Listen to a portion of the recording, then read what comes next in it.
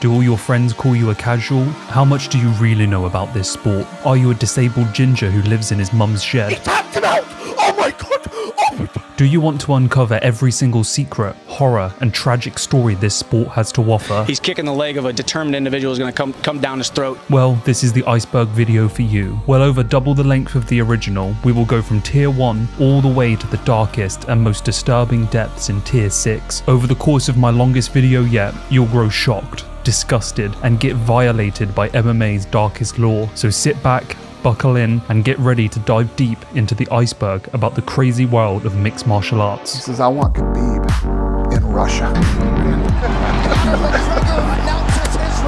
Damn it!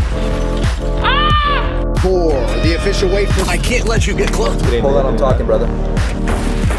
Fight for it! Fight for it! Cain Velasquez chasing after the man he allegedly shot. I'm just going to really quickly skim over Tier 1 because you guys have come here for the most interesting stories, horrible events, deaths, and conspiracy theories. And so Tier 1 is filled with everything you might expect, from the sport's biggest organizations, the UFC's biggest stars like Conor McGregor, Ronda Rousey, Brock Lesnar, and Jon Jones, and all the surface level uninteresting stuff. So with all that said and done, allow me to get to the juicy bits of this video and explore Tier 2. This is what your average MMA fan will know about, some interesting stories that may have wormed their way into the mainstream. So let's take a closer look at these entries. Bruce Buffer Elevator. After a fight night with the UFC, legendary ring announcer Bruce Buffer would decide to go out for a meal with Frank Trigg and Mike Goldberg. They would make their way to an elevator to descend to the bottom of the Hard Rock Hotel where they were staying. When the elevator doors opened, it would reveal Dana White and his bodyguard. Upon entering, Frank Trigg would spark up a conversation with his boss, asking when he could get his next fight and who the potential opponent would be. Bruce Buffer, ever the watch enthusiast, would cut across their conversation, asking about the piece that was wrapped around Dana White's wrist. Taken by surprise, Bruce would receive a ridge hand to the throat courtesy of Trigg. What would proceed to go down was an elevator fight for the ages, resulting in, unsurprisingly, Bruce headed to the hospital, requiring multiple stitches in his hand.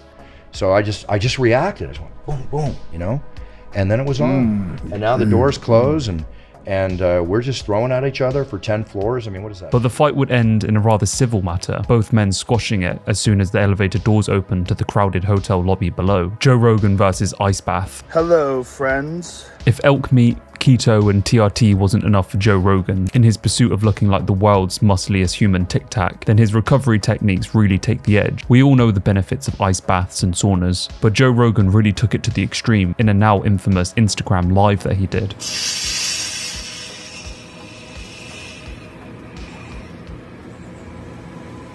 Jones underneath the octagon. Jon Jones has had many run-ins with USADA, most of which have been put down to accidental use or accidental ingestion. But long before he had tested positive at anything, Chael Sonnen had a story that was somewhat revealing of the events that would later plague Jones's career. He can see them coming. Where they parked, he can see them coming.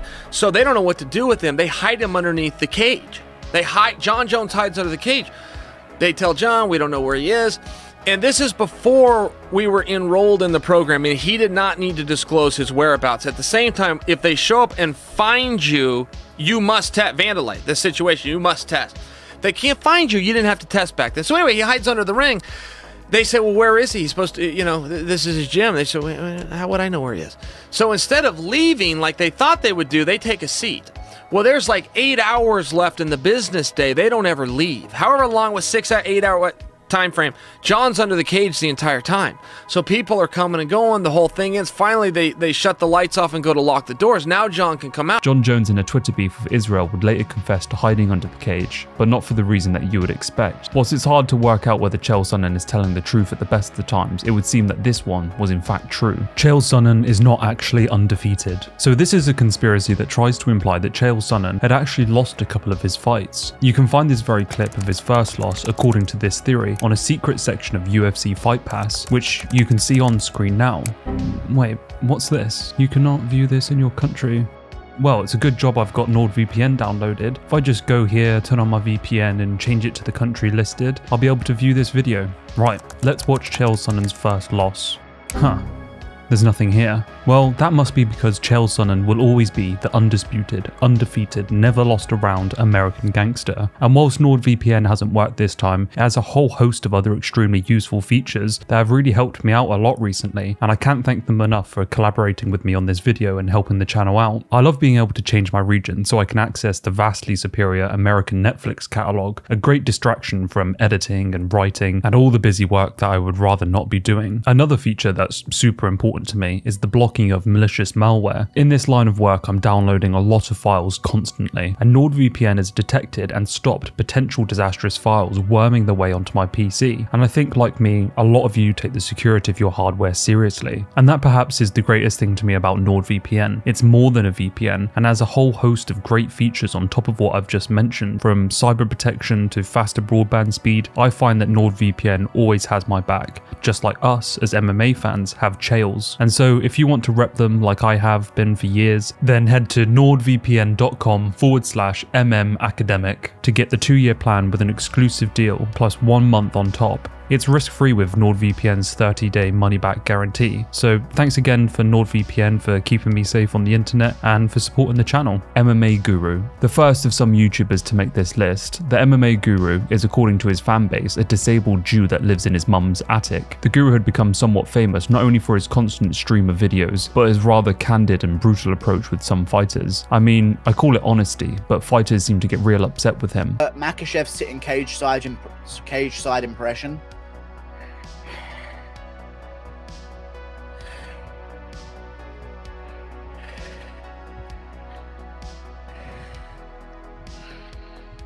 His highest profile hit pieces have been against Michael Bisping, Dan Hardy, Mark Goddard, and Aljamain Sterling. His guys are actually attacking me.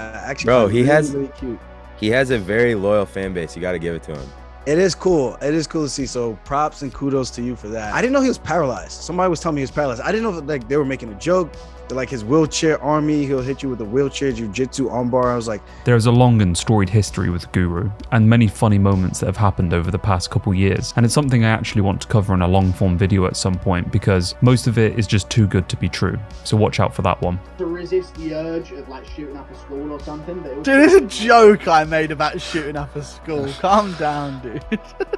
Dominic Cruz poster. As with all good rivalries, they have heated beginnings. And well, leave it to the little guys to get all upset over nothing. Dominic Cruz in his first matchup against Team Alpha Male owner Uriah Faber would not be included in the poster for the event at WEC 26 because the card was so stacked. This was the first time for Dominic in a title fight and felt that he deserved to be on the poster. So in an act of petty revenge, he would sign right across Uriah's bum chin. What would transpire is a decade-long rivalry between the two, something that would take an hour to explain. Luckily, I've already done that. Tony Ferguson Cable. April 1st, 2018. Tony is conducting his media tour for a fight scheduled to take place against Khabib for the lightweight title at UFC 223. He would trip over a cable at an interview, and in one of the most non-April Fool jokes ever, Dana White would announce that he had torn his LCL, cancelling the bout. This is just one event in many that would lead to the bout with Khabib becoming one of the most cursed fights of all time. Luckily, Tony has Li Jingliang to guide him through media now.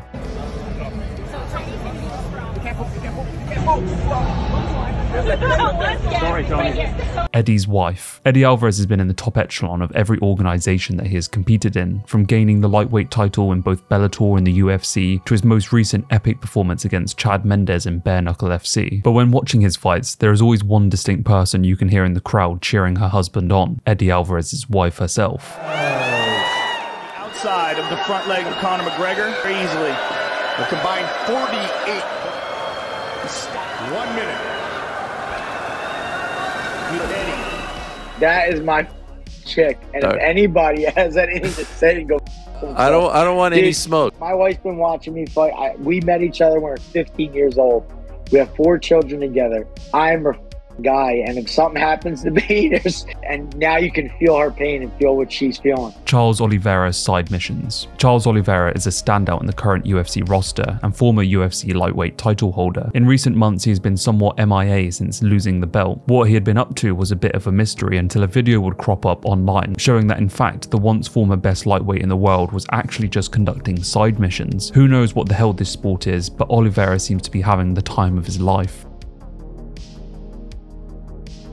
Ice Spill, a now famous moment that blessed the octagon during the prelims of UFC 109. Gallard was taking on Torres, and in between rounds, ice would be spilled onto the canvas from a split bag, leading to the Joe Rogan versus Ice Spill video that the UFC would post later on after fight week. Torres is back, and watch the sucker open up. Oh no! Oh, what a disaster. There's ice everywhere. Brock Lesnar return leaked. UFC 200 was a massive achievement for the UFC, and their plans were to put on one of the greatest cards of all time. And they were off to a great start with matchups like Jones versus Cormier 2, Conor versus Nate 2, and Jose versus Edgar. It was just shaping up to be incredible, but the UFC had an ace up their sleeve, an impressive matchup lurking in the shadows, something that they were going to drop during the UFC 199 pay-per-view. However, a few hours before the event, Ariel Helwani broke the news that former UFC heavyweight champion Brock Lesnar was close to finalizing a deal to return at UFC 200, despite being active in the WWE. The UFC confirmed the report via a teaser video clip on the UFC 199 main card broadcast. However, Helwani's news scoop earned him a prompt physical ejection from the event venue and a lifetime ban from covering future UFC live events. The UFC faced a major backlash from the media community as well as fans before reinstating Helwani's media credentials. They also stated that it was their belief reoccurring tactics were used by Helwani extended beyond the purpose of journalism, a statement that MMAfighting.com disagreed with. Things have obviously been tense between Dana White and Ariel Helwani since. We need to put money in your pocket, Ariel, you little rodent. Lads. Woo! I just sat back and let that go. I didn't want to interrupt. Jeff Molina's sex tape. In the first quarter of 2023, Jeff Molina would be forced to reveal his sexuality to the world after a sex tape of him was maliciously leaked on social media. Personally, I think it's one of the worst things a human can do to another, and whilst Jeff shouldn't ever feel like he has to hide who he is, he also shouldn't have the right to reveal it when he chooses taken away from him. Either way, good on Jeff for owning it and taking the bull by the horn. Beats up mugger. Just hours before he became the youngest champion in UFC history, John Jones chased down a mugger after he stole an elderly woman's belongings. This all transpired whilst John Jones was wandering around New Jersey trying to find a peaceful place to meditate before his title fight. Jones encountered a woman who was robbed of her belongings, and he quickly took action. And he looks back and he usually sees me, you know, 6'4", you got Greg and Wink like behind us. Yeah, Greg and Wink's behind me and I'm just running like, you know I'm gonna catch you, right? Just kicked him from the back, like kind of kicked his ankle out, and he fell down, and when he fell, he like, you know, scraped his hands up pretty good.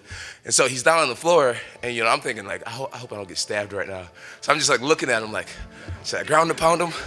And Greg Jackson just comes out of nowhere and jumps on the guy's back, and he starts speaking Spanish, like, you know. We hold him, and the police come, and, you know, at that point, I'm just sitting and I'm resting. I'm like, you know, because I got a fight coming up, so I'm just holding his foot here. Like, man, you got me breathing hard and stuff. Sensei Segal. 5th of February 2011, UFC 126. Anderson Silva is taking on Vitor Belfort in his 8th title defense. Just 3.5 minutes into the first round, Anderson Silva unleashes one of the most devastating knockouts to date, the first front kick to the face knockout in UFC history. Silva was deepening his legacy one vicious knockout at a time, and well, there was one man who took credit for it all. And after the fight said that he learned that front kick to the face from you. Right. Where'd you teach that? Where'd you learn that? Where did I learn it? Well, I learned it, you know, sort of a variation of that in Japan probably 30, 40 years ago, and I've been perfecting it all these years. It's not exactly karate, it's just something that I created that's a little bit different that I thought Anderson could learn well. Diaz Hospital Brawl, presented by my friend, Troy Robert. These two fighters threw down in the middle of a hospital. When fighters beef, they're usually able to show mutual respect after the fight's conclusion. That was not the case for Nick Diaz and Joe Riggs at UFC 57. Joe Riggs won the bout by unanimous decision, and both he and Diaz got sent to the same hospital to have their injuries evaluated. As Riggs walked down the hallway of the hospital to deliver his urine sample, he passed Nick's room and the two began to jaw back and forth. Joe continued on his journey to deliver his pee cup, and before he knew it, Nick Diaz had sucker punched him in the mouth, and he was laying face down in the hallway. This is when all hell broke loose, and the two began throwing haymakers in the middle of the ER. Nick's brother Nate joined in on the fun and formed a tag team with his brother. The three continued brawling and left the entire corridor looking like something out of a horror movie until police finally arrived and broke them up. When asked why he sucker punched Riggs, Nick replied, "He knew better than to come over by me. He knows I'm nuts. Today, the story lives on in infamy as the only time that round 4 of a fight was hosted in the middle of a hospital. Conor Yacht Blowy. Conor McGregor has somewhat gone insane since going from rags to riches, and this is no more exemplified when he presumably mistakenly, who knows at this point, posted to his Instagram story a video of a woman, his wife hopefully, doing the deed as he relaxed on his $2.7 million yacht. Max Holloway tired. Holloway was scheduled to defend his UFC featherweight championship title on July 7th, 2018 at UFC 226 against Brian Ortega. However, in an interview on July 4th with Michael Bisping, it would be apparent that he looked drowsy, tired, and kind of spaced out, something that Bisping would comment on, probably saving his brain to be honest, as Holloway was ploughing ahead with performing that weekend. You know, don't be offended when I say this, but you look like you just got out of bed. Are you tired? What's going on? How's the weight? You know, are you drained? I mean, you look a little sleepy. I'm good, man. I'm good. A little bit tired. They got me doing a bunch of media stuff, but I'll be fine, man. I can't wait. I can't wait to go out there. After the interview, it was announced that Holloway was pulled from the fight due to concussion-like symptoms. When you had that situation happen where, you know, they were running a bunch of tests on you, they couldn't figure out what was wrong with you, what do you think was going on? You know, what was funny was that July fight, when we was getting ready, it was in Vegas, right? And then like a couple of days passed and it just wasn't going away, you know. And then what was it? Like, how'd you feel? Like, I could tell you exactly what it was. It's something we consumed. I'm looking to like work on like with lawyers and stuff, and we plan on suing somebody. So there's there's a bunch of stuff that I really can't talk about. And that's why he's squirming back there. You know, I probably shouldn't be talking about it too much, but Bas Rutten instructional. Bas Rutten was a former UFC heavyweight champion, pancrase fighter, and commentator of Pride. I distinctly remember stumbling across this man in the mid-2000s scrolling through YouTube, and I thought to myself, why the hell is this strange bold man with an odd accent destroying people in bars? Well, it all comes down to his hilarious, perhaps effective, self-defense DVD instructionals. Bang, right elbow, boom, left straight, kick to the head, boom, bang, bang, bang. Carrot Bus. The man, the myth, the legend, the undefeated and undisputed Chael Sonnen is renowned for his legendary trash talk. After a hiatus from the sport in the wake of his PED violation, Chael would return in a now infamous sit-down interview with Ariel Helwani. It is during this interview that not only would he threaten to leak Vanderlei Silva's bedtime shenanigans with the Nogueira brothers, but he would also kick the Brazilian brothers whilst they were down with a now infamous and legendary line straight from the American gangster's mouth. There was a bus that pulled up to a red light, and Little Nog tried to feed it a carrot while Big Nog was petting it. He thought it was a horse. Kick him in the dick. The always smiling Sam Elvey and Dylan Andrews were scrapping it out at Fight Night 55, Bisping vs Rockhold, and in a moment of silence as the combatants were finding their range, a member from the crowd would shout out a sentence that would go down in MMA lore eternally.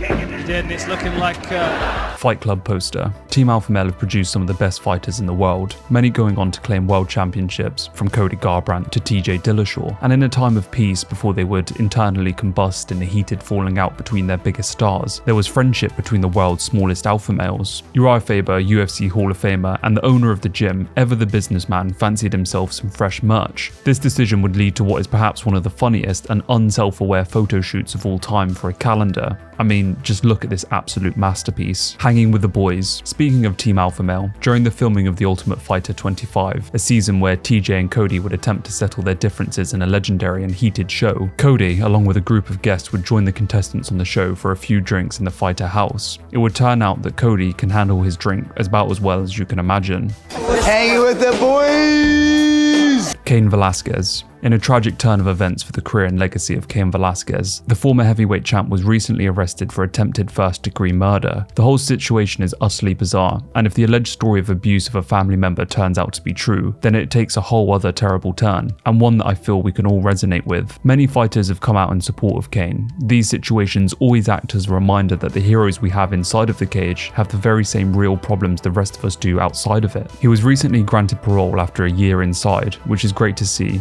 and my thoughts are with his family. Dada 5000. Dada 5000, part MMA fighter, part internet celebrity, rose to prominence through his street fights, which would ultimately lead to the biggest MMA shill organization, Bellator, putting him in the cage with the most famous street fighter of all, Kimbo Slice. Dada had only fought twice professionally up until this point, but Scott Croker would see the dollar signs and put the matchup together. Their fight would go on to be considered one of the worst of all time. Both fighters gassed almost immediately. They would somewhat bizarrely stumble around the cage exhausted, attempting to hit one another. In a fight of pure unathletic attrition, Kimbo would somehow pull off one of the strangest TKO wins you'll ever have the pleasure of seeing. But what people might not know is that Dada 5000's heart would actually stop twice in the aftermath, requiring him to be resuscitated and a lengthy stay in hospital. And to top the whole thing off, the fight would be declared a no contest as Kimbo would be busted for doping. TRT Vitor. Before USADA came in and started stamping out the use of steroids and other medications, a fighter roamed the land so terrifying his legacy precedes him. I am of course talking about TRT Vitor. TRT is the acronym for testosterone replacement therapy. It helps patients who have low testosterone increase the hormone. Low testosterone can occur for various reasons such as age and certain medical conditions, but also prior steroid use. One of the benefits of the treatment helps increase muscle mass and strength, and so the fact that Vitor had the body on him someone a decade younger speaks volume for the beneficial nature of TRT. Apparently Vitor was asked to start using it at the behest of a UFC doctor, although that's never been confirmed. Once USADA came into the fray, the UFC's anti-doping organization, Belfort would only fight in Brazil, far away from the clutches of the testing teams. But in his title match up against the champ Weidman, he would have nowhere to hide and would be forced to stop his usage of TRT. The difference was extremely notable, with Belfort looking deflated at the face-offs. He would go on to lose the fight, and with stricter testing from USADA in the years to follow, the rest of his career speaks for itself. An extreme decline from the juiced-up Belfort of before. It's a shame that Bisping had to be the victim of Belfort's cheating rampage, which we will get to a little bit later. BJ Penn street fights. Former 2-division world champion BJ Penn, a legend of the sport, had a hard fall in his career. Widely considered to be one of the best fighters of all time, would go on the usual and often inevitable losing skid at the end of his career. But this decline would unfortunately extend to outside the octagon. Not only was he caught up in domestic violence disputes, but also multiple drunken street fights, some of which he would be on the losing end of. I can't show the street fights on YouTube without getting age restricted, but the videos are online for your viewing pleasure,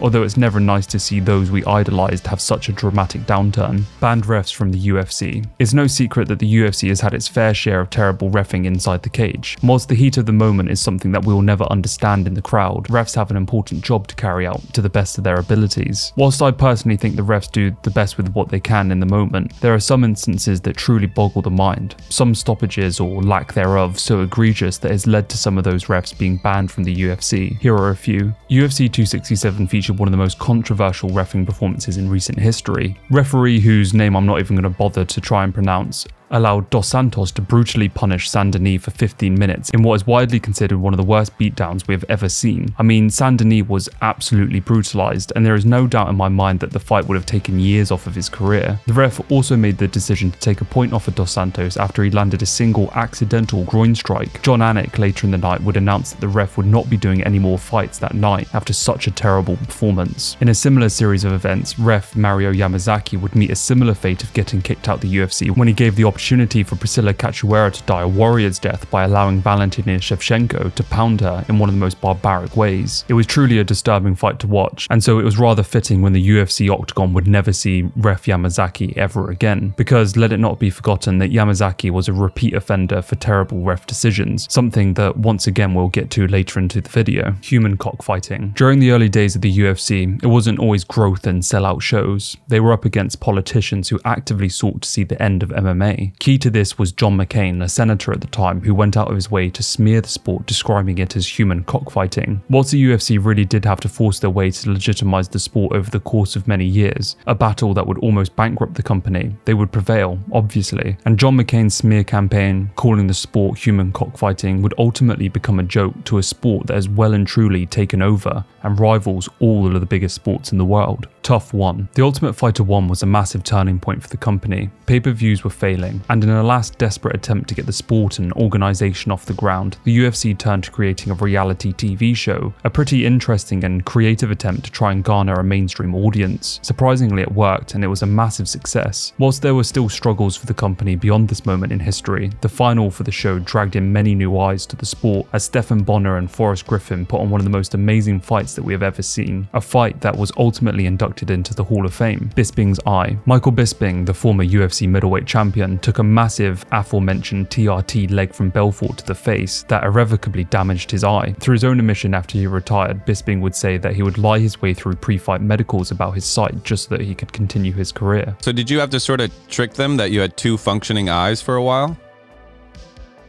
I cannot go into detail, all right, my friend. Sorry.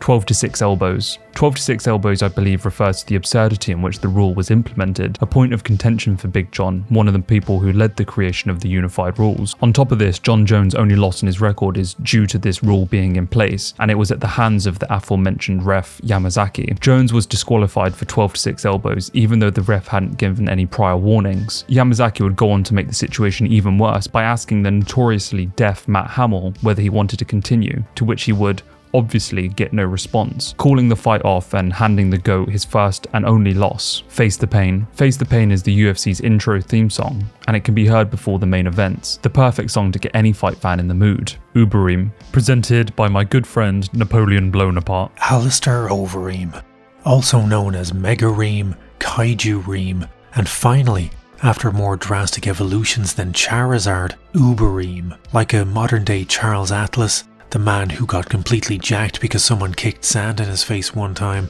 Uberim was born out of embarrassment. That embarrassment being the time in Pride when Chuck Liddell put him on skates and then froze him like Elsa. Skinny Reem left the spotlight, but when he returned, he was so ridiculously massive that he was roughly the size of 2 OG Xboxes stacked on top of each other. Uberim's fights were always on a knife edge, as the one muscle you can't blow up with HGH is your chin, and Uberim had always skipped chin day. The result was that Uberim wasn't so much a glass cannon as he was a porcelain Death Star. His fights always ended with him powerbombing people out of consciousness, or with him getting sent to the sunless realms in devastating fashion. Either way, you were guaranteed a good time. In Uberim's defense, he claimed his failed drug tests were from him eating tainted horse meat, and while Uberim may not have been taking steroids himself, the horse that he ate was absolutely riddled with them. John Jones hit and run. On April 26, 2015, light heavyweight champ John Jones hit a pregnant woman at an intersection. He then fled the vehicle on foot, and he was later seen coming back to the incident to get something from his car. He said it was a marijuana pipe, but I'm sure we can all read between the lines on that one. He was given 18 months probation for his crime, and the UFC also stripped him of his belt. Let me bang, bro. During season 16 of the Ultimate Fighter reality TV show, an intoxicated Julian Lane, clearly upset with his lack of banging on the show, decided to have a full-blown meltdown for our entertainment. Now a bona fide meme, this moment will live in notoriety forever. Let me bang, man. Let me bang. I do let you bang. Hey. Let me bang again, man. I let you bang. I let you bang. Gogo Plata. Gogo Plata is an advanced submission in BJJ, and I think the most famous and interesting one of these was pulled off by none other than Nick Diaz. It's an incredible submission to watch get set up and pulled off. What makes the fight even funnier was that the fight was determined a no contest after the fight because Nick Diaz failed a drug test for marijuana. He had so much marijuana in his system that there was no way he wasn't high during the fight. Perhaps more interestingly is the fact that this submission has never been pulled off inside the octagon. Brett Primus, a Bellator standout, also pulled off the submission in 2019. Welcome to Tier 3. This is where things start to get a bit more obscure. This will test how much of a fan you really are of this sport. Khamzat hunts McGregor. There is a story that if it ever played out the way Khamzat had intended, he would never be in the UFC, and he certainly wouldn't be the star that he is today. It is no secret that during the build-up to the title fight between Conor McGregor and Khabib, Fix this. Why you don't send me message? What?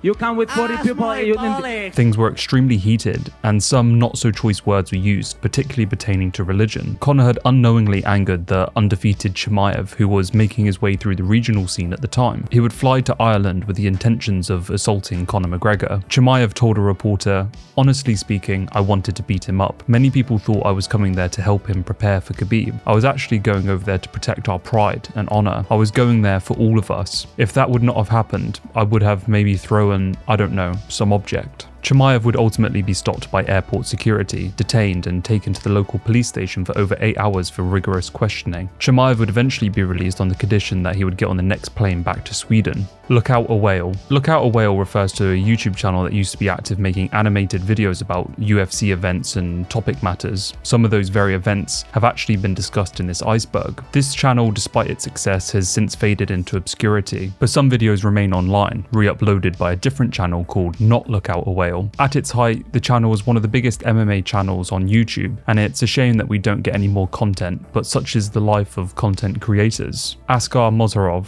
You may have heard or even follow the Twitter account called UFC Roster Watch. It's a page that tweets out when fighters have either joined or been removed from the UFC roster. On June 15th, 2022, the account would tweet, "Fighter removed, Askar Mozharov," which was strange considering that the Ukrainian fighter had only one opportunity to compete in the UFC octagon, a TKO loss to Alonzo Menafield. Whilst the UFC can be brutal sometimes with its roster, this did seem a little bit harsh considering that most fighters are afforded at least another opportunity to compete and prove themselves. Well, the exact details as to the release were soon revealed. It turns out that Askar had in fact been faking his record. He walked out to the UFC octagon with a 27-6 record, but it turns out his actual record was 18-13. Askar's team had achieved this by maliciously emailing Sherdog's database team with fake evidence such as fight posters, forged emails, and fake fight promoters that were either denying fights had ever happened, ones which were online to see, or to fictitiously produce wins that never took place. This was further cemented by Askar legally changing his name in order to muddy the waters and for it to be harder to track down wins and losses back to him. The story would come to light unfortunately enough for Askar, and his subsequent release from the UFC has seemingly meant the end to his MMA career.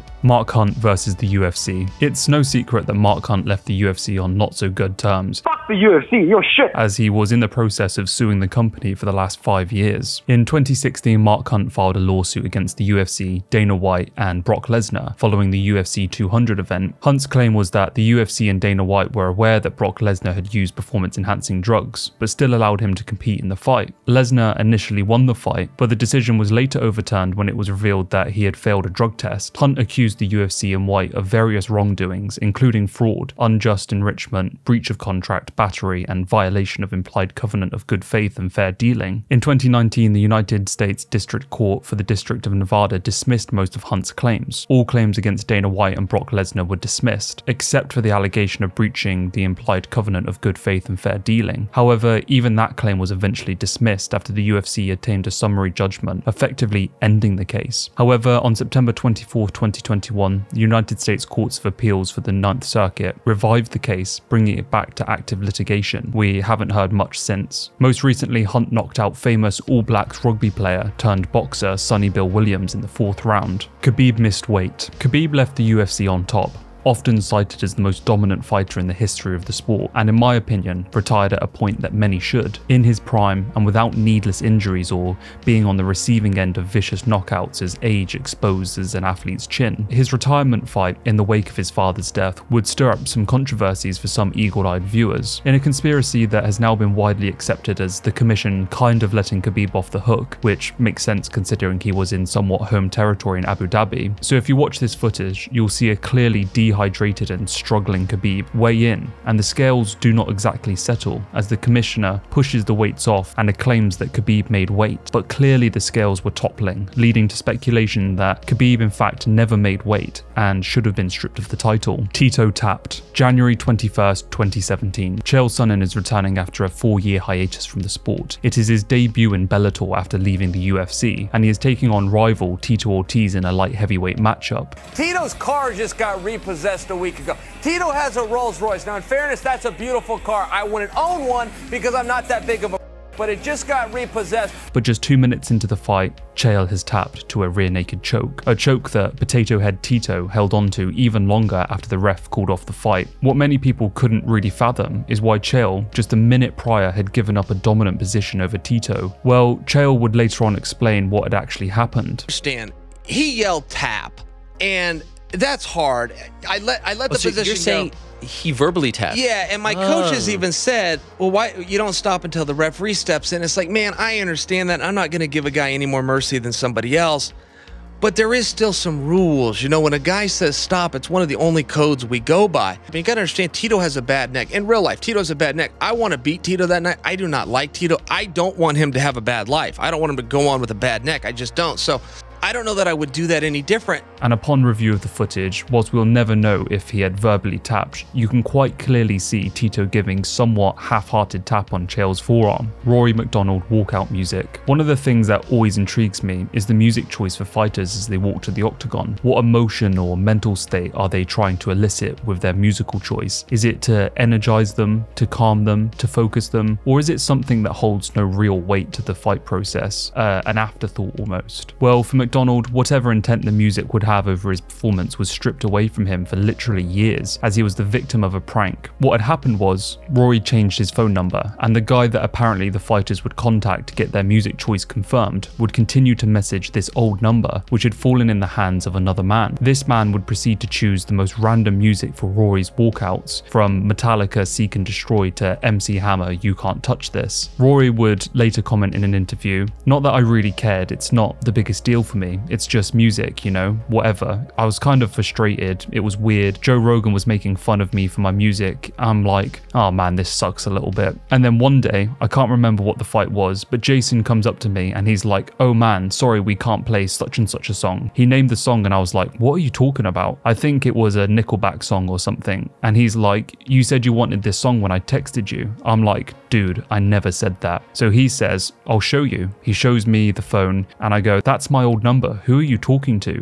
And so he calls the guy and that's when they work it out. It's just some random person who apparently is a fan picking random songs for Rory McDonald's walkouts. Lee Murray versus Tito Ortiz. So this is an extract from Matt Hughes' book where it's Pat Miletich telling Matt Hughes a story. So just to clarify, this is Pat Miletich's story about Lee Murray and Tito Ortiz. So it's 4 o'clock in the morning and they have everybody leave the club, right? Well, the UFC had bussed us over there, but they didn't get a bus to take us back. It's down to Mark, me, Tony Freukland and Chuck Liddell, Tito Ortiz and Lee Murray. Lee Murray's crew was still there. Tito Ortiz's crew was also still there. I walked out the back door to go into the alley. Tito's buddy jumped on my back. He jumped on my back and acted like he had me in some kind of chokehold, just messing around, you know? Then I felt him get ripped off of me. I turned around and Tony Freukland had him in a chokehold and was really choking him. So I turned around and told Tony to let him go, and Tony, well, let him go. Then Tito's buddy turned around and basically said, "What the f are you doing?" to Tony. Well, when he said that, one of Lee Murray's buddies, that one guy who kind of took care of us all week long, thought this guy was actually trying to fight us. So he ran out of the crowd and cracked this kid with a right hand and knocked him out cold. But hold on, it gets better. The entire alley erupted into a huge brawl. I was just standing there and there was bodies flying all over the place. I was confused at how it all happened because it happened so fast. I was standing there with my mouth open like, what the hell is going on? I looked over and Chuck Liddell was on his back against a wall, knocking people out that were trying to go after him. Then I looked over and there's Tito directly past me taking off his coat, and Tito throws a left hook at Lee Murray and misses, and a right hand and he misses also. Lee Murray counters with like a 5-punch combo, landed right on the chin and knocked Tito out. Tito fell face first down on the ground and then Lee Murray stumped him on the face a couple of times with his boots. Dern's accent. The UFC strawweight standout Mackenzie Dern has been the center of spectacle since her UFC debut, after people noticed that there was something rather strange about her sudden change in accent and need for a translator. Well,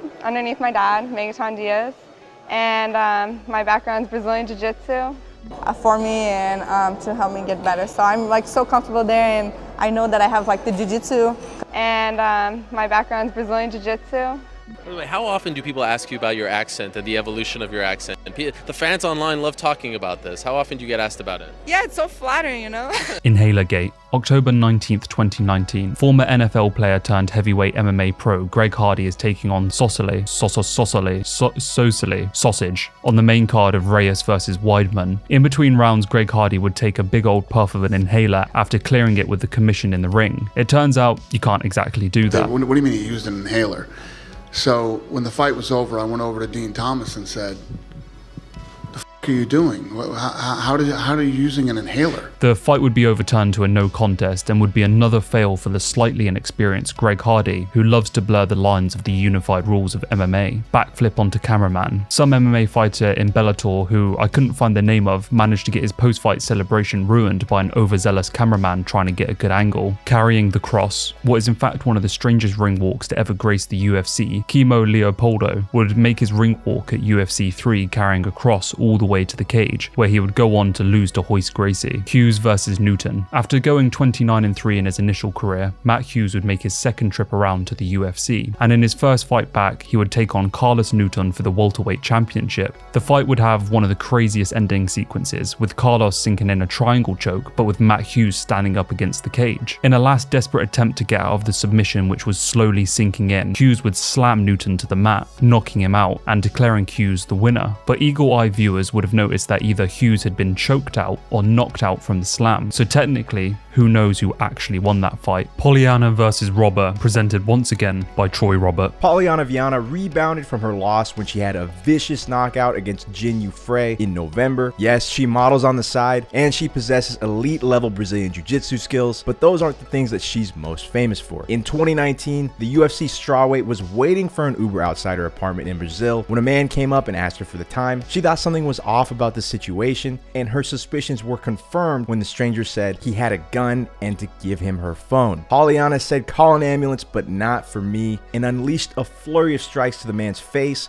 and held him down until police arrived. And before you ask, no, that's not Nate Diaz in the photo. When recapping what went through her head during the attempted robbery, she explained, "If it's a gun, he won't have time to draw it. So I stood up, threw 2 punches and a kick. He fell, then I caught him in a rear naked choke." She went on to say that things got so bad that the man begged her to call the police because he was actually afraid she'd continue the beating. Polyana pulled an Uno reverse card and robbed the robber of all his pride and dignity. The UFC should highly consider adding this W to her professional record. There's definitely a lesson to be learned here, and that lesson is don't rob people, or you might end up getting brutalized by a 115-pound woman and have to hear people like me talk about it for the rest of your life. Curses in MMA. There are many curses in the world of MMA that fans have noticed over the years, ones that allow us to make informed decisions over who actually might win a fight. Whilst your best bet might be to just pick the opposite whoever Chael Sonnen is riding with, these curses, if spotted during fight week, might help you win some bucks with your favourite betting company. The first curse to get into this section is the Conan curse. Watchers of late night TV will be familiar with the Conan show hosted by, well, Conan. Fighters who appear on the show before their fights have more often than not ended up losing the very fight that they are there to promote. Victims of this curse were Ronda, who proceeded to get head kicked into oblivion by Holly Holm, Miesha Tate, who was then choked out by Amanda Nunes at UFC 200, Conor, who would get stocked and slapped by Nate Diaz at UFC 196, and then Nate Diaz himself, who got a suspect loss at UFC 202 against Conor in the rematch, and finally Michael Bisping, who got strangled by a very intoxicated GSP at UFC 217. Daniel Cormier would actually be the one to break this curse after beating Stipe and becoming a 2-division world champion. How soon after you won this match did you think about the Conan curse? Immediately. Great job. Think it's gonna get crazy. I said, nothing's crazier than the fact that I just won this fight, even though I went to Conan. Drake curse. If you see Drake put a massive bet on a fighter, wish them luck, because chances are they're going to lose. There have been many fighters who have fallen victim to Drake promoting the betting company's stake, and whilst Drake may have gotten a little better at placing his bets, he still certainly likes to lose the vast majority of his bets. I already know what time it is. I put a light million up. Light mil? Man. Haircut curse. This one refers to fighters who often will go on to lose their next fight if they get a haircut on the Embedded series. Whilst over the last few years there now seems to be more exceptions to this rule, it certainly was a bad omen for a lot of high-profile fighters. Cover curse. This is referring to the UFC game covers and the curse that surrounds them. When the EA game UFC 1 was released, Jones and Gustafsson were on the cover. Fast forward to Gustafsson's next fight and he would be KO'd in his hometown by Rumble Johnson. Jones's next fight was a win, but soon after he'd be stripped of his belt after the hit and run that we discussed earlier. UFC 2 cover featured Ronda Rousey and Conor McGregor. They would go on to lose their next fights also. UFC 3 featured Conor as the double champ, and in the next fight he was submitted by Khabib. UFC 4 featured Masvidal and Adesanya. Masvidal's next fight he would lose to Usman. Adesanya, however, would win his next fight against Paulo Costa, seemingly breaking the curse. To further add to this, the Icon edition of UFC 3, a special edition of the game, featured Mighty Mouse Johnson, and and in his next fight he would lose via split decision to Henry Cejudo. Tony versus Khabib curse. This is a fight that so many people were excited with the pure level of competition that it provided. The two men that ruled the lightweight division, two men who by just chance, bad luck and a certain amount of voodoo had just managed to miss each other, both holding the longest win streaks in the division and both had gotten their hands on belts. Tony was the one in many people's eyes who had the answer for Khabib, and the thought of this matchup would put a chill down anyone's spine. The unfortunate fact is, no matter how many times it was put together, something would make it fall apart. From Tony tripping over a cable, to COVID, to tiramisu, this fight was destined to never happen. Hulk. Ion Cutelaba is an interesting fighter to say the least, but his face-offs are really what set him apart. He gets really angry and physical, getting right up in the fighter's face. A true alpha male of sorts. And other times, well, he paints himself green. Flying Tooth. August 20th, 2016, UFC 202. Anthony Johnson is taking on Glover Teixeira in a light heavyweight matchup. This fight is more than likely going to determine who is going to face Daniel Cormier for the title in this next matchup. True to form, the heavy-hitting one-punch knockout artist Rumble Johnson smashes Glover in the face, knocking him out and sending his tooth flying into the air. Bedtime and wine. At UFC 253, an undefeated challenger would take on an undefeated champion in the form of Paulo Costa versus Israel Adesanya, which I believe is the first time in history of this sport happening. In a matchup that promised violence and competition, only one was actually offered up. Violence. Israel Adesanya put on a clinic, and it wasn't even close. Costa would be dismantled and then knocked out in the second round. In the aftermath, he would go on a rampage of strange excuses and Twitter meltdowns, the most poignant of which was his tale of drinking a whole bottle of wine the night before his UFC championship fight because he couldn't get to sleep. He has since turned into the UFC's greatest troll, and his Twitter page is one of the greatest a UFC fighter has to offer. Custody battle. John Anik is often noted as one of the best commentary men that belongs to the UFC, and there is no doubt that he can be entertaining with his commentary. And well, you know, other times it can be a little bit more like this. Both of these fighters have dealt with custody battles involving their children. Andre Ewell's son Eli is 7 and as of this broadcast does not have rights to see him, does not know where his son is. Colby train. On June 16th, 2015, Hughes, the former great of the sport and welterweight champion, was hospitalized with a serious head injury after a train struck the passenger side of his truck at a rail crossing near his hometown of Montgomery County, Illinois. It was a terrible moment in the history of the sport, as a legend was seemingly paralyzed and would never be able to walk again. Although he would go on to make a somewhat of a recovery and making a huge comeback as a guest of honor a year later at a UFC event, things perhaps will never be the same for Hughes. Well, Colby Covington, devoid of any honor, would take the opportunity to make this moment a punchline for one of his post-fight interviews, trying to get a shot at the title against Tyrone Woodley. Tonight, it's a strong lesson that Robbie should have learned from his good buddy Matt Hughes. You stay off the tracks when the train's coming through, Junior. Don't matter if it's a Trump train or the Colby train. Get out the way! Flabby butt. So leading on from that, John Morgan was also not free from the grasp of Covington's relentless trash talk. John Morgan, a media member famous for always getting the first question at UFC media events, would unfortunately write an article that Covington found disrespectful, and ultimately this would lead to Covington mocking Morgan's size, terming him flabby butt. Colby would also only answer questions from flabby butt if he would do 10 push-ups, something seemingly impossible for a man with one lung. Give me 10 push-ups right now! Get on your hands and knees! What? What a question! 10 push-ups, flabby butt! Mythical fighters. The internet is awash and rife with memes when it comes to this sport, and one of the things that has spewed out from this very dichotomy is the notion of mythical fighters. These fighters exist in a moment of time, a certain set of conditions that make a fighter too powerful for the sport to comprehend. Immovable objects, unstoppable forces, and examples of these to be revered and reveled at are as follows. And if you want a more in-depth breakdown of why these fighters are called what they are called, then why don't you check out this rather in-depth deep dive that I have done. Bisping's a dick. Michael Bisping would take on Jorge Riviera, and in the build-up to their fight, Jorge sent a rather bizarre and strange form of trash talk aimed at Michael Bisping that was basically a copy and paste from a South Park episode. Have a look for yourself. Have Have you ever met my friend Bisping? He's the biggest dick in the whole wide world. He's a mean old dick and he has stupid hair. He's a dick. Yoshihiro Nakio. On December 31st, 2005, Yoshihiro was involved in a memorable MMA moment during K1's Dynamite 2005 show. During the pre-fight stare-down with his opponent, Yoshihiro leaned in and kissed Heath Herring on the lips. Herring reacted, delivering a right hook to the jaw of Yoshihiro, knocking him out cold. Herring was immediately disqualified, and Yoshihiro was carried away from the ring shortly thereafter. Yoshihiro's cornerman attacked Herring, and a brief melee ensued also. I guess the lesson we have learned here is that there is no love in war. Hans Mollenkamp. Mollenkamp is a person that facilitates monster sponsorships for athletes throughout the UFC, and as a broker of said sponsorships, it seems that you wouldn't be some kind of social media influencer, but Hans has been called out for abusing his power as a broker for Monster Energy by forcing fighters to post videos, pictures and stunts and sparring footage with him in order to earn these lucrative sponsorship deals. It's kind of a way of him getting clout and followers on his own Instagram. He was most notably called out by Dominic Cruz for his abuse of power, with Dominic wanting to fight him and publicly slandering his name for his incredulous actions. You can find some crazy footage out there of the type of things that he gets fighters to post about him. Friends. This is a simple one, and it refers to an episode of Friends in season 3, in which a cast member is dating a person who wants to be in the UFC. The episode featured Bruce Buffer, John McCarthy and Tank Abbott, all looking extremely young. Brendan Schaub,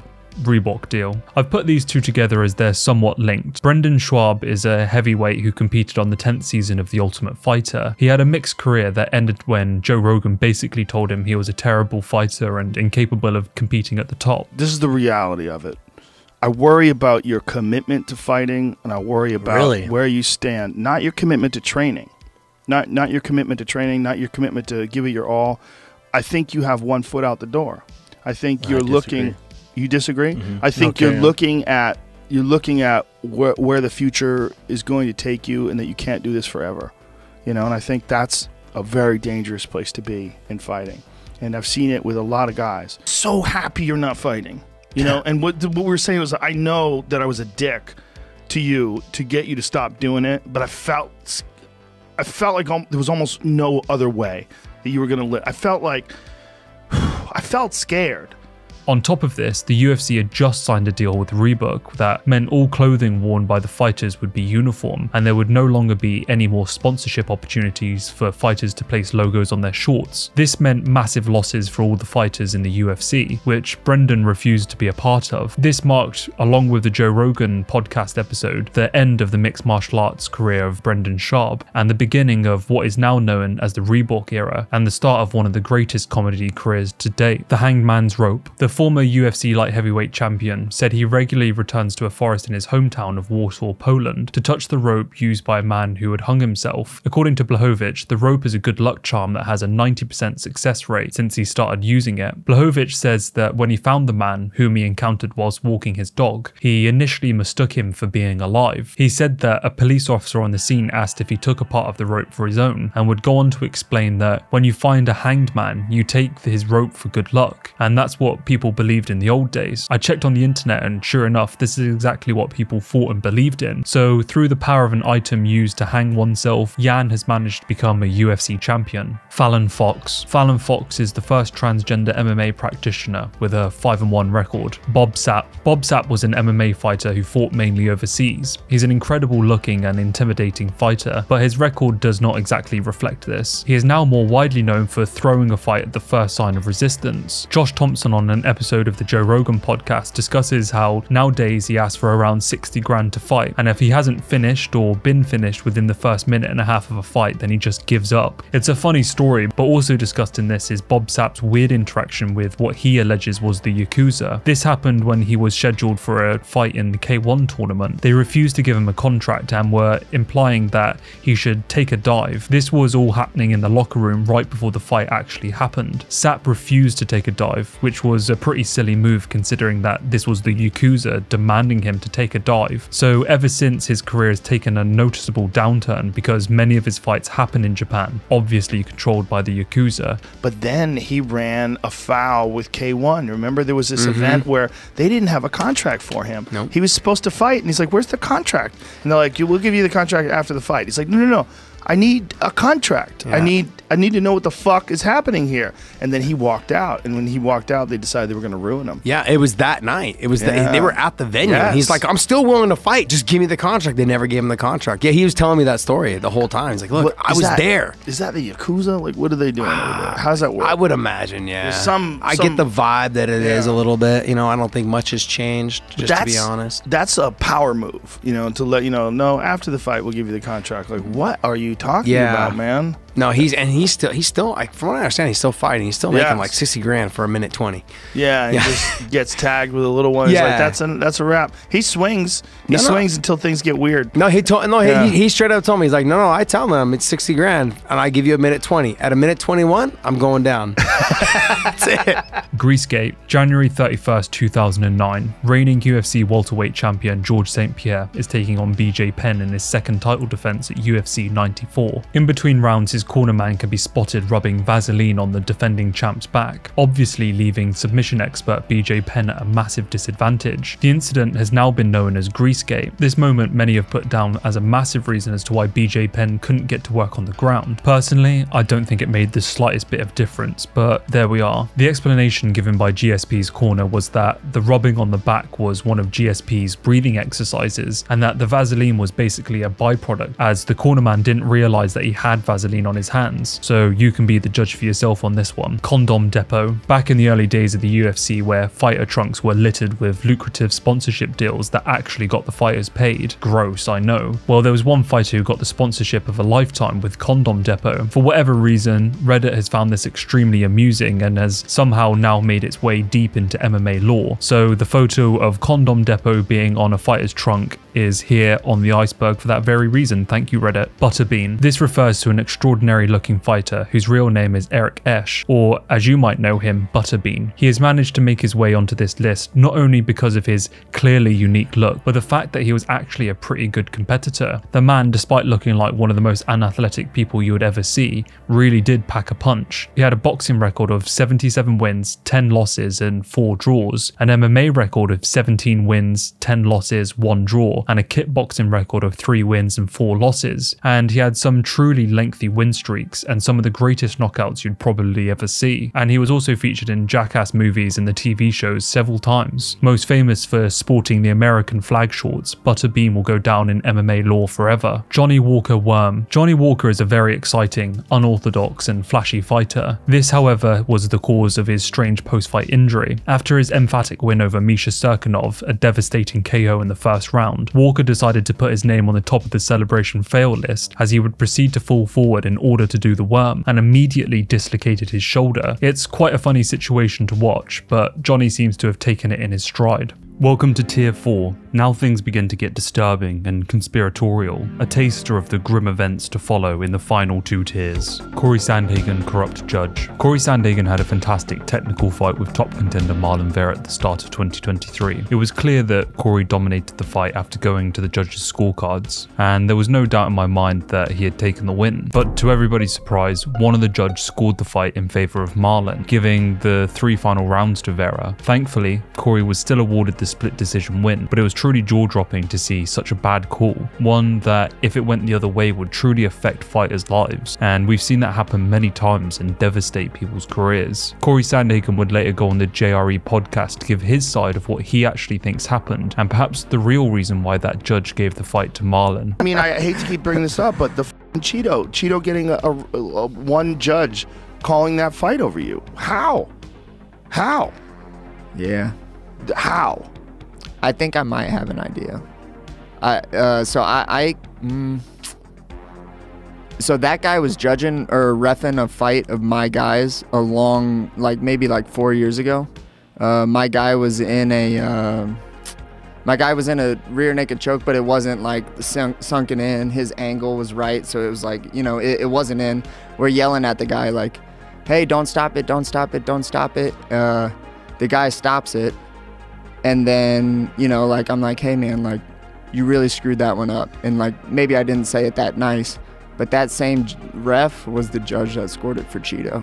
The House of Kraus. On November 5th, 2022, Derek Minner would lose via TKO, and what was immediately noticeable and extremely odd was the fact that Minner, after throwing a left kick to the body, was injured, falling down and losing his posture, backing up to the cage. And as his opponent closed in, he threw that injured leg again, this time taking Minner out of action as he covered up, shortly receiving a knee to the face that would eventually lead to the end of the fight. It was odd for sure, but what would follow was really unexpected. The UFC was informed by sources that suspicious betting patterns had been observed on the fight. Minner became a large betting underdog just hours before the fight, leading to great speculation that the leg he had injured during the fight was in fact already injured prior, and that bettors were somehow informed of this, leading to massive influx of bets against Minner. On November 18th, that would all be but confirmed. The Nevada State Athletic Commission informed the UFC and Minner's coach, James Krause, that Krause's license as a coach was suspended, and that would remain so during the course of an investigation into potential fraud. The UFC then announced that any fighter who chose to continue to be coached by Krause or continue to train at his gym would not be permitted to participate in UFC events pending the outcome of the aforementioned government investigation. Following the controversy, the UFC introduced rules that prevented athletes, coaches, and their close family from betting on UFC events. This was all because it turns out that Krause had been running a private betting company, and the obvious read between the lines was that Krause had informed his private group of bettors that Minner was going to throw the fight. It's a very complicated story, and there are a couple of videos that you can watch on this matter that are on screen now from some of my good friends on YouTube. Potato Gate. Ahead of UFC 257, Ottman Azaitar was released from the UFC before his scheduled fight 2 days later against Matt Frevola. The reason for the unceremonious departure from the organization would later be revealed in an interview with BT Sports as a serious violation of security during his stay on Fight Island. So he and his team cut off their wristbands, gave them to somebody outside the bubble. I don't know how they even did it. That guy taped them, showed up here with a bag, went into a room, shimmied across 4 balconies, went in his room, dropped the bag off, changed his clothes, and then left. Now, when security tried to stop him, he wouldn't stop. Ottman's manager Ali would later come out and say that what had in fact been in the bag was potatoes. Potatoes! So all of the rules were broken, a balcony was scaled, all for a bag of potatoes. I think we're all adults here, and we can obviously read between the lines that something probably far more nefarious was going on. And in my opinion, there is only one bag-sized item that men covet above all else. Ultimately, the UFC would allow Azaitar back into the UFC and forgave him for his transgressions. They would reschedule the Frevola bout, but no amount of potatoes would save him from the Ginger Demon, as Azaitar would be knocked out in the first round, ending his undefeated record. UFC 279. Well, UFC 279 was certainly one of the craziest pay-per-views of all time, and one where the UFC seemingly wanted to send many of its legends to die. The card featured 2 massive mismatches in my opinion. In the main event, they had Nate Diaz fighting out his contract by taking on Khamzat Chimaev. The UFC was clearly using one of their legends and stars as a step up for one of its rising talents in Chimaev, and for whatever reason, the aging Ferguson was matched up against a very dangerous Li Jingliang. I don't know about anybody else, but I certainly didn't feel so great leading into the event because of these matchups, and that was made even worse during fight week. Dana White would announce the cancellation of the press conference after some backstage shenanigans. Yeah, this ain't gonna happen. I apologize, everybody. How's it going? I know what you're going. I'm sorry, this team. I mean, at the end of the day, which meant that not only did we not get the usual hype up for a press conference that we come to expect, but perhaps an even bigger blow was the fact that Li Jingliang did not get the opportunity to show off that beautiful suit that he had been showing off in the Embedded series. Things then went even more downhill during weigh-ins. Khamzat would come in way over the welterweight limit and seemingly did not give a shit.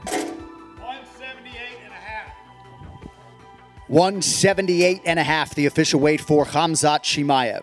Well, it turns out the commission had actually forced him to stop cutting weight, so it wasn't exactly his fault. Although he was clearly oversized for that weight division anyway, in a twist that we had never seen before, all of the matchups were scrapped and a load of rebookings took place. So here comes the conspiracy. A lot of fans have put this down to the UFC realizing that the event was trending terribly and expected low pay-per-view sales, so the main event was turned into a fight that perhaps more fans would be way more interested interested in, Diaz versus Ferguson. Holland versus Rodriguez was also conveniently a 180-pound catchweight fight, well before Chimaev weighed in at basically 180 pounds, which many speculate was a part of the UFC's plan to switch things around last minute. Holland would take on Chimaev and Li Jingliang would take on Holland's old matchup, D-Rod. It was a massive scramble to say the least, and considering how all the fights went, I'm actually super happy that we didn't get to see the original matchups, as younger, more athletic, stronger fighters like Li Jingliang and Chimaev would have absolutely destroyed Diaz and Ferguson respectively. Considering everything that happened, people are utterly convinced that the whole thing was a work by the UFC to make drama and save the pay-per-view last minute. I think that personally, there's no way on earth that you could plan this type of thing out, and that the conspiracy nuts are going a bit mental on this one. Terence McKinney. UFC lightweight standout Terence McKinney was always a great athlete, a two-time state champion in high school and a top-ranked collegiate wrestler, but for whatever reason, Terence had ended up mixing with the wrong crowd, and that would see him have a brutal run-in with law enforcement. Intoxicated on a concoction of alcohol, LSD and shrooms, Terence had a psychotic episode which ended with a physical altercation with the police, in which he'd be tased multiple times. Terence would explain all of this in an interview, saying, "I ended up seeing demons. I was very incoherent and I was pretty much out of my mind. When they tried to engage me, I started going crazy and they had to tase me, like multiple tases. I ate it like it was nothing. They finally got me down and was able to restrain me and get me into the hospital, and that's where I ended up dying twice. I didn't even know I died. That was the scariest part. It really made me settle down and think, is this what I want? Or do I want something better?" Well, that something better would be the start of his MMA career. After finishing college ranked 2 in his country as an NCAA Division II wrestler, he would make it to the UFC after going 11-3, and his debut would be the fastest knockout in UFC lightweight history, a 7-second knockout against Matt Frivola. It's weigh-in day for UFC 274. Charles Oliveira is making weight to defend his title for the second time against Justin Gaethje in the main event. As Charles stands on the scales waiting for them to announce that he has made weight, the commission announces 156 pounds. There's silence, and then a visible look of confusion on Charles' face. Not only has he not made weight, but he is an entire pound out. The disheveled and gaunt Oliveira is clearly not going to be able to make weight with the extra 2 hours provided, meaning that Charles has just become the first fighter in UFC history to be stripped of his title for not making weight, effectively losing millions of pounds. This was obviously big news and not why it's a part of the iceberg. The reason that it is because, well, people think that this was purposefully done by the UFC. It would later transpire that the scales had been messed with, confirmed by multiple fighters, some of which missed weight also. The digital scales that the UFC have in the hotel rooms that are used to gauge weight during the fight week of weight cutting had apparently been tampered with, leaving it between half a pound and an entire pound out, which explains the look of confusion on Charles's face. He had been on weight all week according to one set of scales, and then all of a sudden now he's an entire pound out. Anyway, the conspiracy goes that the UFC are behind this, which I don't know is probably one of the more stupid conspiracies I've ever heard, but if you go off of any of the videos where Charles is making weight, you'll see active discussion of people saying that it was a hit piece on Charles at the hands of Dana White, most saying to lower Oliveira's negotiating position in a fight against Islam, a fight that he would ultimately take a couple of months later. Well, despite all of the drama of fight week and losing his belt and a massive speculation that this would completely lower the confidence of Oliveira going into the bout, he would submit Gaethje in the first round, proving once and for all that he's one of the top lightweights in the world. One-armed fighter. Nick Newell is an MMA fighter from Connecticut, USA, who was born with a congenital amputation, meaning that one of his arms ends just below the elbow. Because he was born like this, he actually learned to use the amputation like a hand, meaning that he's actually been quite successful in a few sports before settling on wrestling in high school. After graduating, he would start an MMA career, which would see him go on and string an 11-fight undefeated streak together, before coming up against Justin Gaethje in a lightweight title clash in the World Series of Fighting organization. That organization would later become the PFL. He would then string a few more wins together and make his way to Dana White's Contender Series, but he would unfortunately lose that fight as well. Nick has since competed in Bellator. Andrea Lee. Andrea Lee's husband and UFC featherweight Donnie Aaron was recently jailed after 9 months on the run, according to MMAJunkie.com. Aaron was wanted on charges of domestic violence and false imprisonment after allegedly burning Andrea with a cigarette and physically assaulting her. Lee suffered minor injuries as a result of the incident. Prior to that, Aaron had created controversy when photographs from social media were examined, and Aaron was found to have multiple tattoos, including a swastika. his body. He had apparently acquired the tattoos from prison. Formerly a police officer as well, Aaron had done time on negligent homicide charges for shooting an unarmed black man to death outside his home. He said that he suspected the man of casing his house for a robbery. He has also been arrested on aggravated assault charges on another ex-girlfriend. Dana White signed to fight Tito Ortiz. Tito Ortiz back in the early 2000s was the UFC's biggest star and had initially got to this point under the management of Dana White, who stopped managing him after the purchase of the UFC with the Fertitta brothers. You would think that White and Ortiz would be friends considering their past. Well, things went and soured after Ortiz started using his fame to stall for more money from the promotion, something that, well, really pissed Dana White off. And so for years, Dana made it real clear that he didn't like Tito, to the point that he described his favorite moment in the sport ever as watching Chuck Liddell knock out Tito Ortiz. This was no more obvious than when in 2007, Dana White, so frustrated with the tongue-tied meathead that he would put together a boxing match with the former middleweight champion. Whilst Dana White admits that he certainly could never beat Ortiz in an MMA fight, he fancied his chances in the boxing ring, White being a former amateur boxer himself back in Boston. Unfortunately, the fight never came to be. After a lengthy battle to get the fight put together with the Athletic Commission, Ortiz bottled it the day of the weigh-ins, leaving a very jacked Dana White to weigh in with no opponent. The leg break curse. A leg breaking is a pretty rare thing inside of the cage. The first and most notable was Anderson Silva in his rematch against Chris Weidman. He would have his leg snap after Weidman checked a kick. It was an injury that would ultimately mark the beginning of the inevitable decline of the great Anderson Silva. The very next leg snap that we would see in the octagon was Anderson Silva's very opponent, Chris Weidman, who had his leg snap in exactly the same way after Uriah Hall checked a leg kick. And so, considering the rare circumstance of this injury, people have now said that there is a leg break curse, and so Uriah Hall will be the next man to snap his leg as the lineage of leg snapping stalks him into retirement. Valentina's coach. Valentina Shevchenko is undeniably one of the biggest female athletes in the UFC today. Since her debut in 2015, she has risen to become the champion of the female flyweight division, and while she seeks to claim back that title after a recent defeat, there is no doubt that she'll be regarded as one of the best. Athleticism runs in the Shevchenko family, as Valentina is not the only fighter amongst her relatives. Her eldest sister, Antonia Shevchenko, is also a UFC fighter who has achieved moderate success in her own right. And now let's get to the alleged weird bit of this story. From a young age, 6 to be precise, both sisters embarked on their combat sports training, and Fedotov was a constant presence, offering his assistance every step of the way. For the past 2 decades, he has stood by their side, dedicating himself to their training and development. It was Fedotov who recognized the potential in the sisters and made the decision for them to relocate from Kazakhstan to Peru, where they could pursue their training more effectively. As soon as Antonina turned 18, Coach Fedotov allegedly married her, which,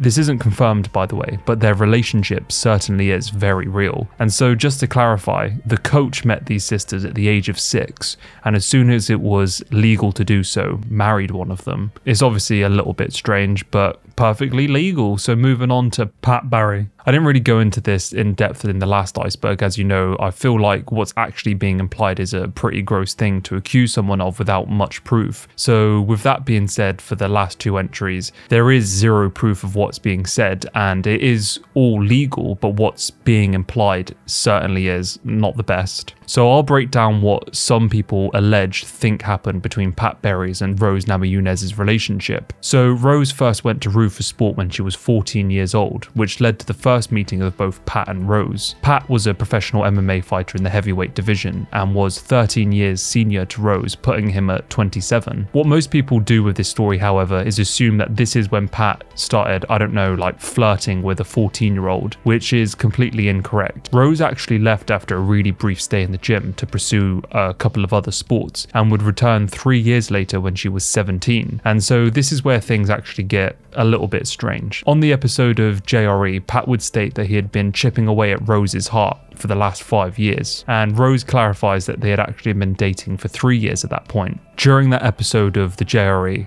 Rose was 22, so if you do the maths according to what Pat said, that means he must have started, as he said, chipping away at her heart when she was 17. Whilst Rose did try and correct Pat, saying it was more like 3 or 4 years, putting her at 18 and above the legal age of consent, it still didn't read great, and a lot of people picked up on this, most notably Sean Strickland going on a Twitter tirade against Pat, Pat. But the main problem with all of these things is that none of you were actually there and know the actual story of what took place, and that's why it's important not to chuck around accusations if you don't actually have any evidence for it. So here's Matt Mitrione giving his side of the story, which makes everything have a little bit more sense. You're talking about some shit you don't know what you're talking about. With this whole thing about Pat Barry and Rose, and you're trying to call Pat a predator and blah, blah, blah. I was there. I was at Duke Rufus's gym when Rose was 17 years old. I was there on her 18th birthday. I was there for the conversation that Rose had with me. It was like, hey, how do you think Pat feels about this situation? I'm turning 18 tomorrow, and I want to ask him to date. She's like, I love who he is. I love his energy. I love how excited he is. I think he's a great human being. And Rose knew from the jump, that Pat was going to be somebody that was in her life forever and ever. So for you to run your mouth talking about whatever kind of you're talking about, calling my good buddy Pat a predator when you don't know what the you're talking about. You know him as the Black Beast and the man who coined the phrase, "My balls is hot." But what you may not know about Derek's path to the UFC is that it all began with an encounter with a KKK member. According to Derek, shortly after graduating high school, he'd been out drinking and found himself in a sticky situation. He came face to face with a shotgun-wielding KKK member who called him a slur. And instead of running away like I would have, he decided to beat the racism straight out of him, causing what was reported as serious bodily harm. He didn't know it at the time, but soon he'd be beating people's asses for a living. The altercation would lead to Lewis getting 2 years of probation for aggravated assault, which he would end up violating because he couldn't afford to pay the fines against him. As a result of violating his probation, he was sentenced to 3.5 years in prison. While this wasn't an ideal scenario, Derek looks back on his time in prison as the true turning point in his life. After serving his time, he became a truck driver and took up MMA as a hobby until he was eventually noticed by boxing legend George Foreman, who took him under his wing. Today, Derek's one of the legendary knockout artists in UFC history, tied for first place for most knockouts ever by a heavyweight. Cruz versus Ninja. Former bantamweight champion Dominic Cruz was challenged to a sparring session during his title run by a self-confessed ninja who wanted to test his mettle against one of the best fighters in the world, and it went just as well as you could imagine. I actually remember watching this when I was younger with no prior knowledge of who Dom was, so it's quite funny rewatching it with a new context. Kevin Holland defeats bullies. In more stories that stem from the general population challenging professional fighters, some people over on Instagram thought it'd be a good idea to call Kevin Holland out for a fight. He would kindly oblige them stepping into the training ring with them. Ref takes teeth. During Fight Night Smith vs Teixeira in May of 2020, Smith was taking a massive beating in the main event, with many fans wondering when the fight would actually be stopped by the ref. It was that bad. Alas, the tough and ever resilient Smith would make it to the final buzzer, but not without losing certain parts of his body. That is, during the fight, whilst being ground and pounded, Smith would hand the ref some of his teeth that had been knocked out. You can see on screen now him handing his teeth to the ref. Suction cup losses. UFC 271 saw Israel face off against Whitaker for the second time. In the aftermath of the fight card, which was great by the way, a Reddit post would crop up that reads as follows: I noticed that every fighter that came in with those cupping marks on their back lost their fight. Nasrat lost to Bobby Green, Hernandez lost to Renato, Derek Lewis lost to Tai Tuivasa. This Reddit post clearly confirms to all of us that cupping is the worst base for MMA. But yeah, this one is included for the clearly strange coincidence that all of these fighters lost with cupping marks. Towelgate. UFC 210 produced one of the more controversial weigh-ins in the organization's history when then light heavyweight champion Daniel Cormier, who was set to defend his title against Anthony Johnson in the main event, appeared to lean on the towel when he stepped on the scales. Apparently it's an old school wrestling trick that college athletes would use to warp their actual weight. It was something that Chimaev attempted to pull off as well, but kind of took a bit too much off and the gig was up for him. Daniel Cormier would eventually admit in his Hall of Fame acceptance speech that he did in fact do this, and so technically he should have been stripped of the title. Machida Beverage. Former light heavyweight champion Machida is well known for his healthy lifestyle. However, he has also discussed in relatively great detail the benefits that he gets from drinking his own urine daily, and if you would like to, you can watch that process played out on YouTube. It's literally a YouTube video of him downing fresh shots after waking up of his own pee-pee. Napoleon blown apart. In the world of MMA, this man is really carving out his piece of history. He provides super in-depth, long-form MMA content that is really just top-notch quality with his great sense of humor, and so if you're a fan of this channel, you'll definitely be a fan of him. Anderson Silva's gloves. During Anderson Silva's title defense against Damian Maia, eagle-eyed viewers will have noticed that Silva's gloves were not taped with the usual red tape that signifies the corner that the fighter is fighting out of, but it's also a strict part of the commissioning rules that stops any tampering with the gloves, and it confirms that the gloves have been checked and taped and signed by a commission official. Conspiracy nuts have speculated that that Anderson did in fact tamper with them and put something in them akin to clay that made Damian Maia's face get unnaturally bloodied during the fight. The fight with Maia would actually be considered one of the worst of the GOAT's career, and it really frustrated Dana White, who threatened to remove Anderson Silva from the UFC if he put on another performance like this. T-Rex arm. After moving to the US in 1999, Bas Rutten would continue his success in the sport of mixed martial arts by capturing the UFC Heavyweight Championship with a record of 28 wins, 4 losses and 1 draw, before being forced to retire due to a neck injury. The injury would continue to hinder the Dutchman in the years that followed, as it led to atrophy in his right arm, which left it super weak. He was even unable to bicep curl 5 pounds. He is now well on the road to recovery, but there are loads of videos of him with a really big arm and a really tiny arm. I'll Beat Your Ass. I'll Beat Your Ass refers to the #1 hit single dropped by sensational rapper T Woodley featuring Wiz Khalifa. Also, since proclaiming that he would beat your ass, he has failed to win any single round of any combat sports competition. This includes getting knocked out by Jake Paul. So I guess no, Tyrone, you won't be beating anyone's ass. Jenna Jameson. Jenna Jameson is an adult film star and ex-wife of UFC and Bellator star Tito Ortiz. She was more famous as the punchline of one of Chael's best lines. Tito always says I'm using my mouth to get my opportunities. The only person I know that made money using their mouth is his ex-wife. Sonnen vs Filo 2. Speaking of Chael, widely considered to be one of the worst MMA matches to take place, Chael Sonnen vs Paulo Filo 2 saw a confused and disorientated Filo trying to defend the WEC middleweight championship against Chael Sonnen. In the day before the bout, Paulo weighed in at an unbelievable 192 pounds, 7 pounds heavier than the category's limit, and therefore the fight was changed to a 3-round non-title bout. After 2 uneventful rounds, the majority of which Paulo spent on his back pulling guard while Sonnen kicked him and tried to get him to engage, things took a turn for the disastrous when Paulo stopped trying to evade Sonnen's constant jabs and started looking away and talking to himself. At that point, the boos, which the crowd had already been showering upon the fighters since the beginning of the match, grew significantly in strength, while even the commentators started mocking Paulo's behaviour. Sonnen went on to win the fight by unanimous decision. Costa later shipped him the WEC middleweight belt. Spit or Swallow. Former middleweight champion Luke Rockhold was part of a reality TV show called Millionaire Matchmaker, in which the premise was that a guy or a girl are set up with random people to go on dates. Well, during Luke's date with a woman, he did the smoothest thing that a gentleman can do and decided to ask his dear lady whether she spit or swallow. Do you rather swallow or spit, girl? What?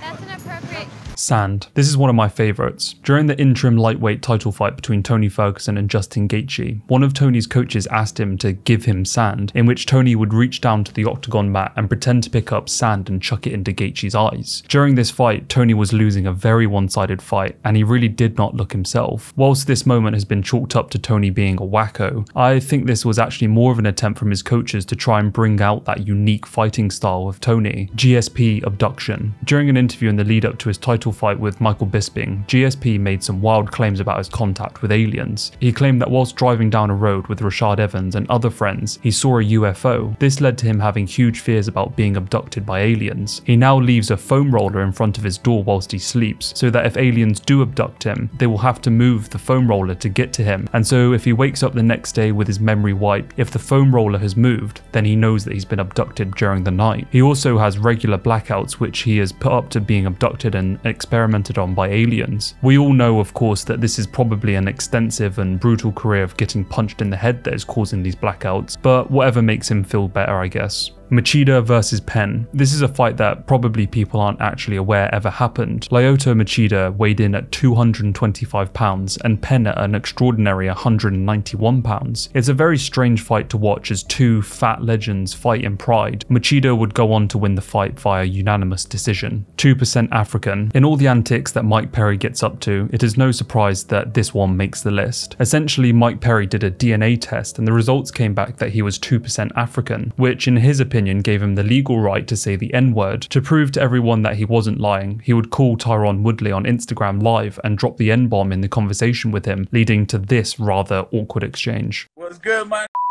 How you doing, brother?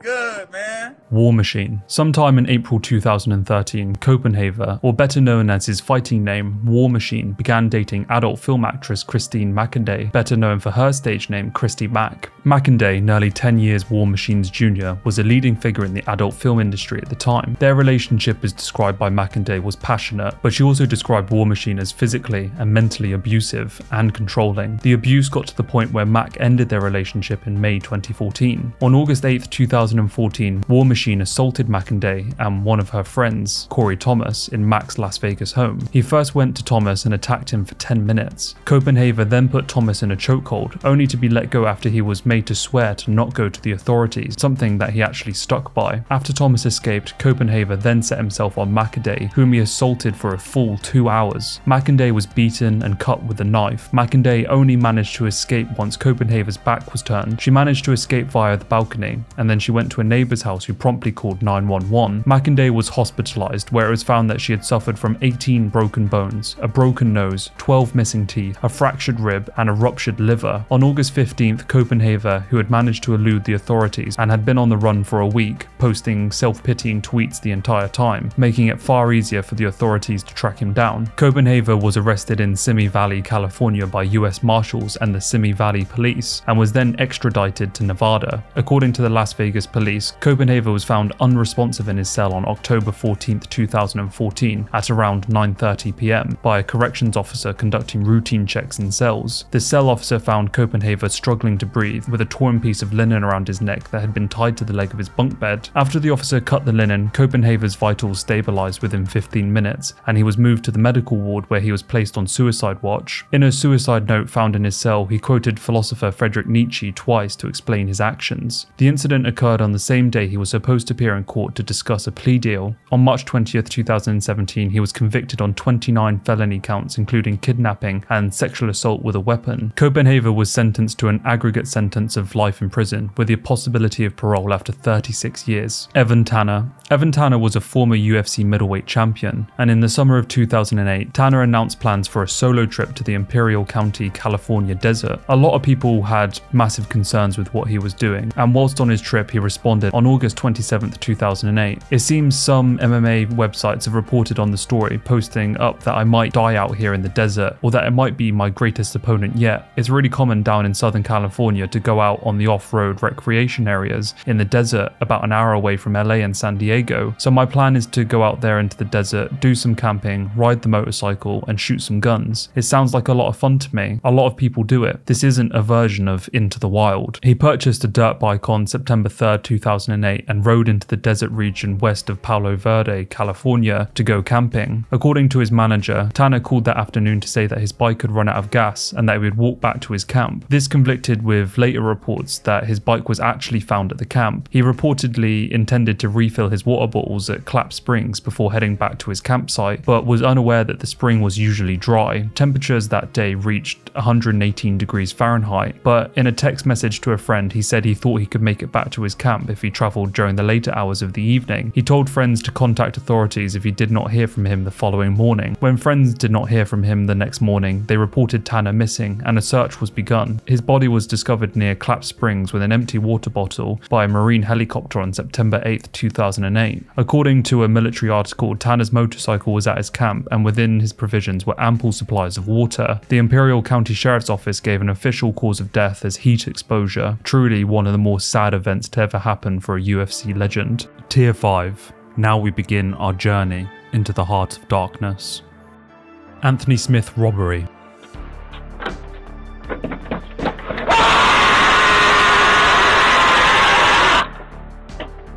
Anthony Smith, the former light heavyweight title challenger, is no stranger to violence inside of the cage, but he would find that very thing spilling into his own home one night a couple of years ago. Smith awoke at 4 AM to find a young man having a psychotic episode breaking into his home. Smith recounts the harrowing ordeal. I think he was trying to scare me, but he was still walking towards me, so I just engaged him as fast as I could. You know, I got 3 daughters, I got a wife, I got a mother-in-law that I'm responsible for.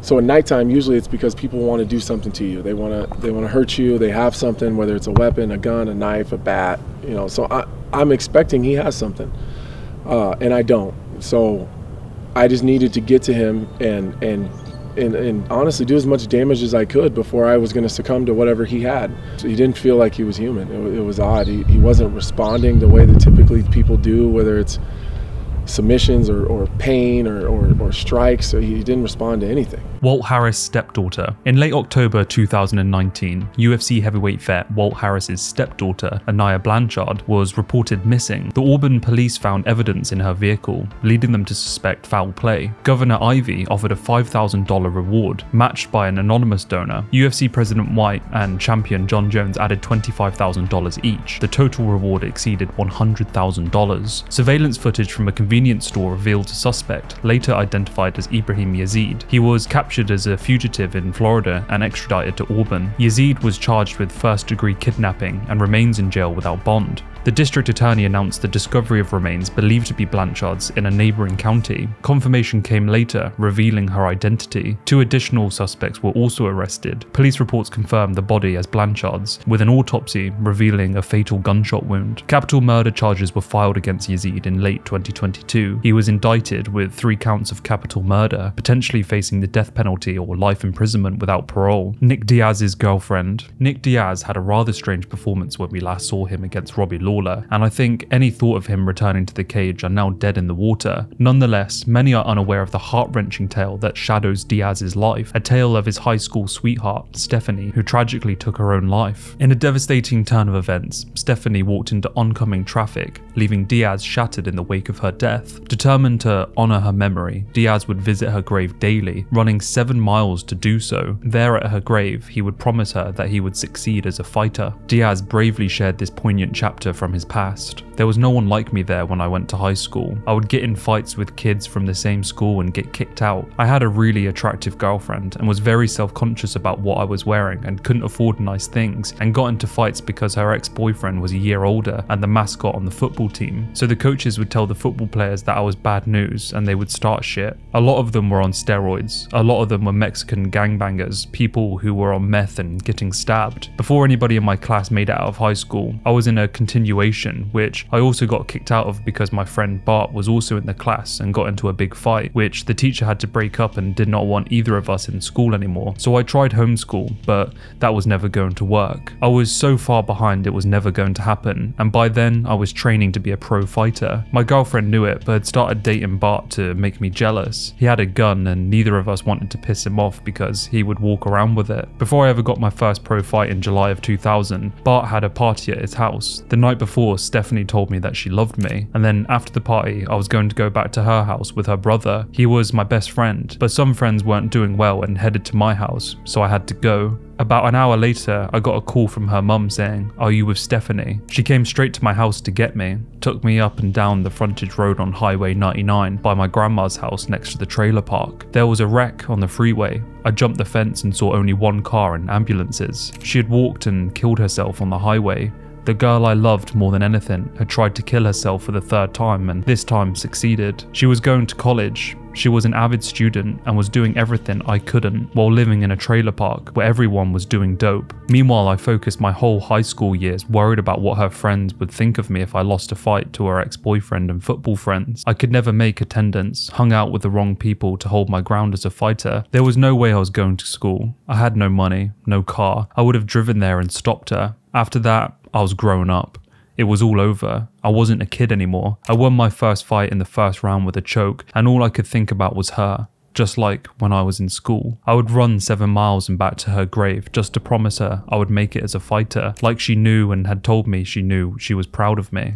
Well, considering the career, success, and fan love that Diaz gets, I think he did her proud. Rafael Torre. Rafael Torre is a relatively unknown figure in today's UFC fan base, but he gained infamy in the online MMA community during the 90s and 2000s. During that time, the sport of MMA was facing significant challenges, including the lack of television coverage due to US Senator John McCain's campaign to ban the UFC, which he labeled as human cockfighting. Amidst this tumultuous period, opportunistic individuals sought to exploit the situation for personal gain. One such person was Torre, whose real name was Rafael Rafael Bartel. He attempted to present himself as a legitimate Brazilian Jiu-Jitsu black belt, although he was ultimately exposed as a fraud. In addition to this deception, Torre made some outrageous claims, including being an ex-Navy SEAL and having trained in Brazilian Jiu-Jitsu since childhood. These fabrications served to enhance his false persona. To some extent, Torre's ruse succeeded as he received an invitation to compete in the ADCC, an esteemed grappling tournament. Torre accepted the invitation, but his time in the spotlight was short-lived. In his first match in the ADCC, he was submitted in less than 60 seconds, highlighting his lack of genuine skill. However, it was during a grappling session with Eddie Bravo that Torre's true nature became apparent, and people realized that they had been deceived by him. In an attempt to salvage his reputation, Torre decided to make his professional MMA debut in February of 2001 under the King of the Cage promotion. In the fight, he managed to secure a victory by submitting his opponent in just under a minute during the first round. However, it was later discovered that the fight had been fixed, as it was revealed that Torre had actually paid his opponent to intentionally lose. Once his secret came to light, Torre seemed to vanish from the public eye. However, he resurfaced unexpectedly in 2005, but under much grimmer circumstances. It was revealed that Torre had been imprisoned for committing a murder. He was convicted and sentenced to life in prison without the possibility for parole for the killing of Brian Richards, with whom Torre was involved in an extramarital affair. The shocking turn of events further tarnished Torre's already damaged reputation, leaving him entangled in a tragic and criminal path. Izzy's dog love. This refers to a video in which Israel, the dog lover, has been called out many times for his weird interactions with his canine best friends. On one occasion, he was seen chomping food and then delivering it into his dog's mouth like a mother bird. And then the worst one, which most people seem disturbed by, is when he fondled his puppa's crown jewels in a very strange way on camera and then posted it to all of his social medias. The video can be found at your discretion. Strickland's magic joint. During an interview, the Schmo, Sean Strickland and Chris Curtis were shooting the shit, and one of the craziest moments to ever be recorded took place. Gloves off. I run at you like this. So you drop my cigarette. What's going on? First of all, I'm black. I'm truly black. We ain't dropping nothing, all right? Like that.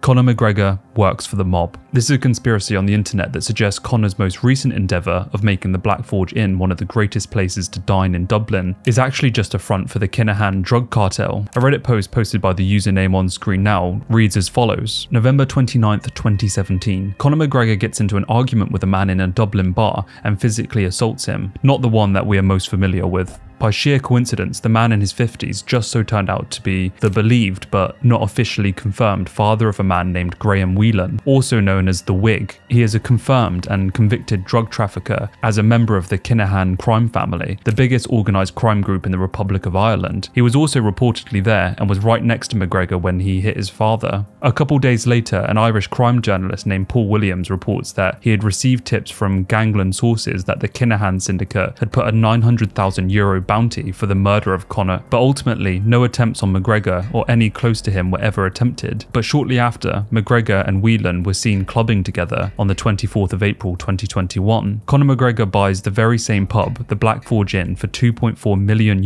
and spends another €1 million completely renovating it and rebranding it. He also buys another pub named the Marble Arch, the very same pub where the other guy was punched. A few months later, the Black Forge officially opens, with the fact that the pub is now owned by McGregor being the main selling point to visitors and customers. This drastically heightens traffic to the establishment. On the 12th of January 2022, the Black Forge Inn is attacked by petrol bombings by two unknown assailants who remain at large. Motive unknown. Theory.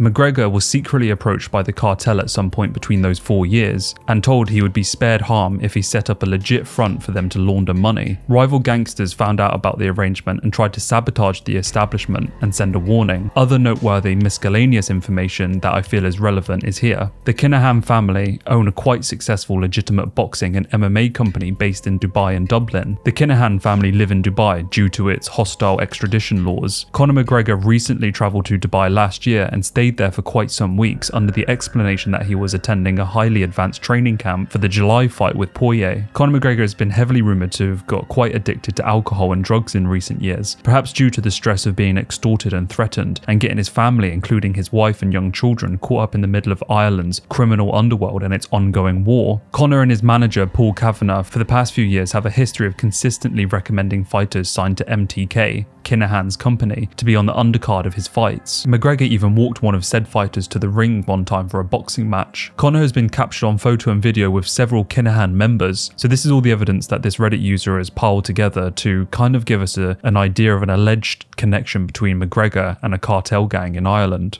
Mike Goldberg departure. For many, Mike Goldberg, along with Joe Rogan, was and still is the voice of the Octagon, the two people who you always looked forward to hearing their screams as a devastating knockout graced the canvas. Well, despite Goldberg's fan favourite commentary being a mainstay for over 2 decades, the UFC decided to part ways with the veteran commentator shortly after the acquisition by Endeavour. What annoyed a lot of fans was the way that he went out. Dana White would do an interview and mention as a kind of footnote that this was Mike's last event. With Mike Goldberg's final UFC is this Friday. Is that true? Or? That is true.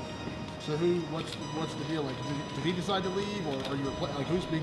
You know, when these kind of things happen, I'd rather not talk about it. And then at the end of the pay-per-view, Mike signed off for the night, and it was done as if he would appear next weekend, which obviously was not the case. There was no great montage or goodbye feature for the stadium.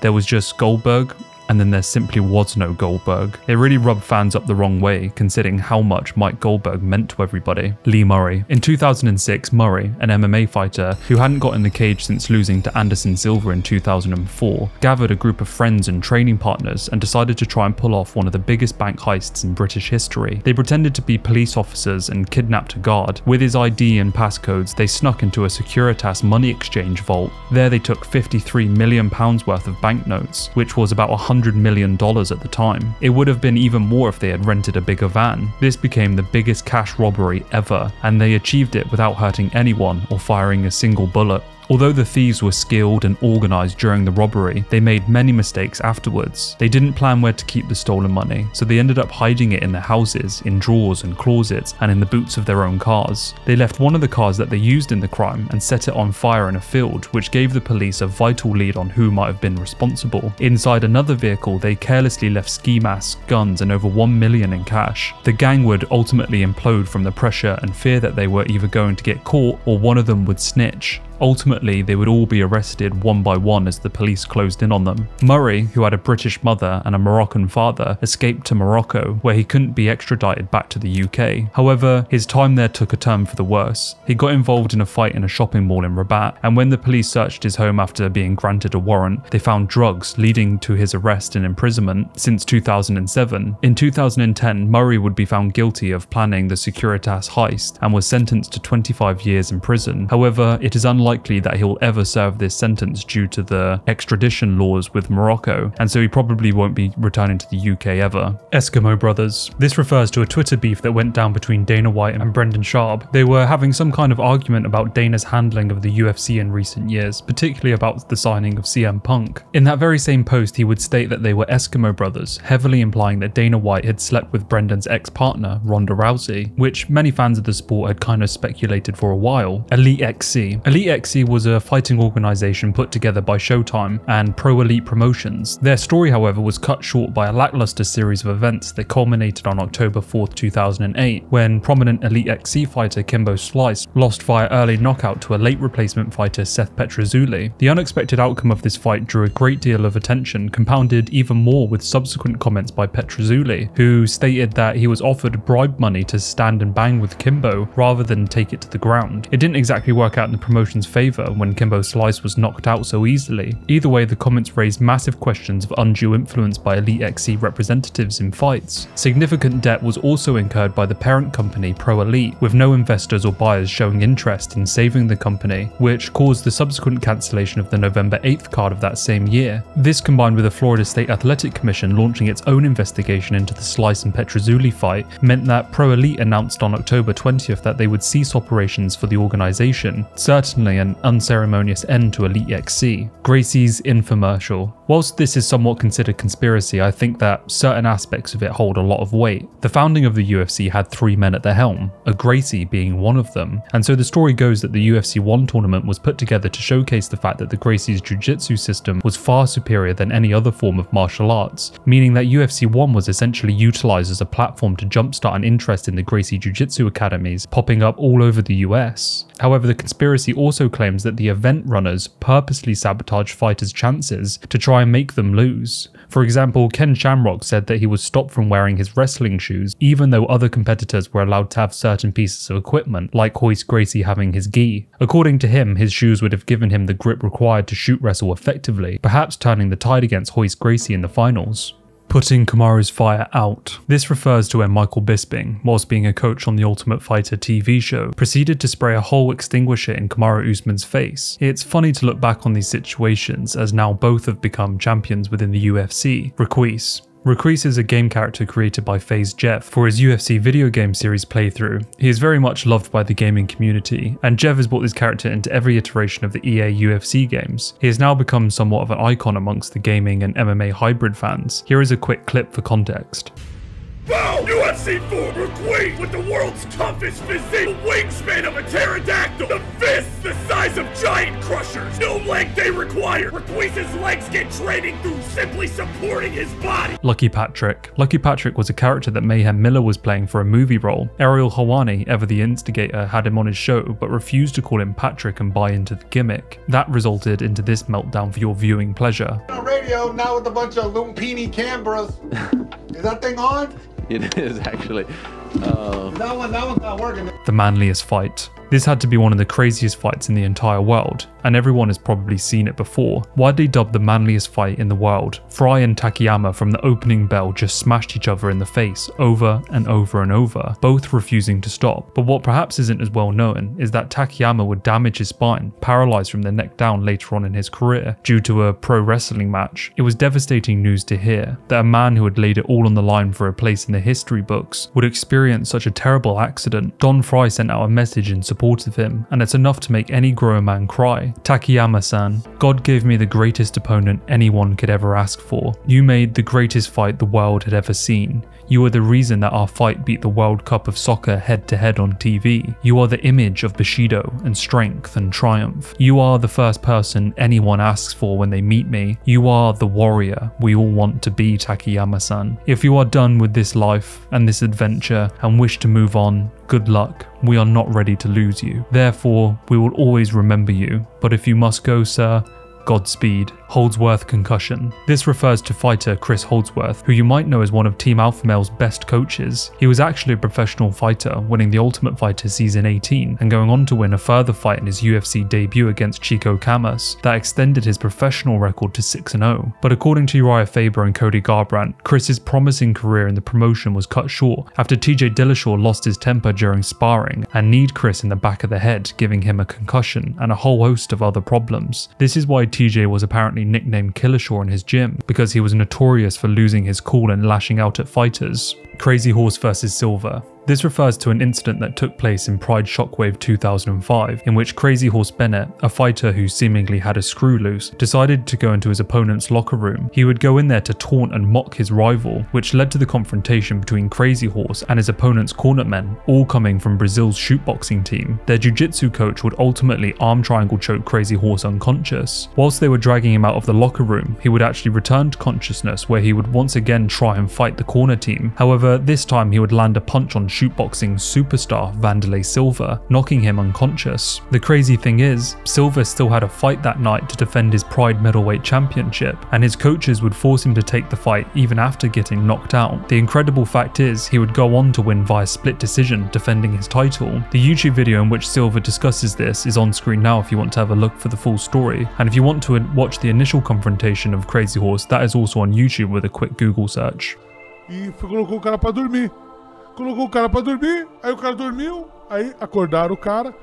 Aí eu, muito mitidão, comecei a empurrar o cara pra fora. Falei, sai, sai, sai, sai. Nessa que eu tava empurrando o cara virou e pau! Me deu um soco no queixo. Aí eu tô sentado num banco de frente com o meu professor. Eu falei, Rafael, o que aconteceu? Aí ele falou, o cara acabou de te nocautear aqui. Puta, imagina antes, antes da luta. O cara virou na crocodilagem e me deu um soco e me nocauteou, cara. Caralho. Aí eu saí correndo atrás do cara no vestiário e o cara foi embora. Eu ia lutar depois. Whitey Bulger. Before the UFC, Dana White worked as a part of a boxing gym in Boston. It was during this time that he was approached by men who were a part of Whitey Bulger's infamous gang. He was extorted for money, and rather than pay, Dana just upped a move to Las Vegas, which, if it wasn't for this strange event, the UFC would probably never have existed. So you have to thank murderer and FBI snitch Whitey Bulger for the UFC. Jack Slack. Jack Slack is the pen name of anonymous British freelance writer, podcaster, analyst, and amateur historian of combat sports. He is perhaps most remembered for his Fightland writing that he did for Vice, but now he mainly does podcasts on YouTube himself and is slowly making his way to the 100,000 subscriber mark. He is truly one of the best analysts in the sport, and so I highly recommend checking him out and hopefully getting him to that 100k mark. Foxcatcher Farm. Foxcatcher Farm refers to a murder that happened on January 26, 1996. John DuPont, who was a wealthy philanthropist and heir to the DuPont family fortune, was massively into sports and funded a lot of athletes to compete, and he even had his own wrestling team. On this day, however, DuPont shot and killed Dave Schultz, a wrestling icon and legend, who was the coach of DuPont's wrestling team. He did this in the driveway of Schultz's home, which was on DuPont's 800-acre estate. His wife Nancy and DuPont's head of security Patrick Goodell were present and witnessed the crime, with the security chief sitting in the passenger seat of DuPont's car. DuPont fired 3 bullets into Schultz from the driver's seat, and police never actually established a motive. Schultz had worked with DuPont to coach the wrestling team for years, and so it was a really strange turn of events, and there was actually a film made about it with Channing Tatum and Steve Carell, which is very much worth a watch. That's called Foxcatcher. Nipple tweaking. So basically, before every fight, if you look close enough, you can see GSP licking his fingers and then rubbing his nipples. There's actually a funny video out there on YouTube called Nipple Wars, which you can see screenshots of on screen now. It details the multiple moments where GSP has been caught doing this. Rashad Evans also did it to his nipples when he was stepping in the ring with the Iceman Chuck Liddell. He did it as a joke apparently because he had been training with GSP. UFC 9. UFC 9 was the first UFC production not to feature the tournament format. Instead, it featured an entire card of regular bouts. The pay-per-view in the main event featured the highly anticipated rematch between reigning UFC Superfight champion Ken Shamrock and #1 contender Dan Severn. The UFC drew national criticism leading up into the event, due in large part to the aforementioned John McCain. This would culminate in the UFC engaging in a legal battle in the Detroit courts up until 4:30 p.m. on the day of the card. The UFC was ultimately allowed to continue with the event, but with modified rules. The special rules included no closed fist strikes to the head and no headbutts, a rule that John McCarthy attempted to enforce, but after all, it's a fight and people were punching each other. Before the show, fighters were actually warned not to use closed fist strikes under penalty of arrest. The super fight between Dan Severn and Ken Shamrock in the main event, however, is widely considered one of the worst fights of MMA. Both of the fighters circling each other for nearly 20 minutes with little to no contact. UFC 9 was one of the strangest events the sport has to offer. School of Self-Awareness. The School of Self-Awareness is a group run by Joshua Fabia, who has been compared to many cult leaders for his strange and out there training and lifestyle. Many fighters have trained under him for whatever reason, but he got the most attention for his involvement with a particular UFC star, one that he would go on to brainwash. Diego Sanchez did some incredibly strange things in his time getting coached by Joshua Fabia, and if I'm being honest, it was rather hard to watch a fighter get taken advantage of by a guy's clear indoctrination. It slowly unraveled over the course of a couple years, resulting in Diego losing his job with the UFC after trying to get compensation for CTE damage taken throughout the course of his career with the UFC. Clearly, Joshua had misled him and used him as a pawn in a wider game, which Diego heavily implies in recent interviews. It's unfortunate for Diego's career to end with the UFC in such a shameful way, but that's the power of unhinged men such as Fabia. Welcome to Tier 6, the darkest depths. MMA fans crave this knowledge, but once you hear it, you may never be the same again.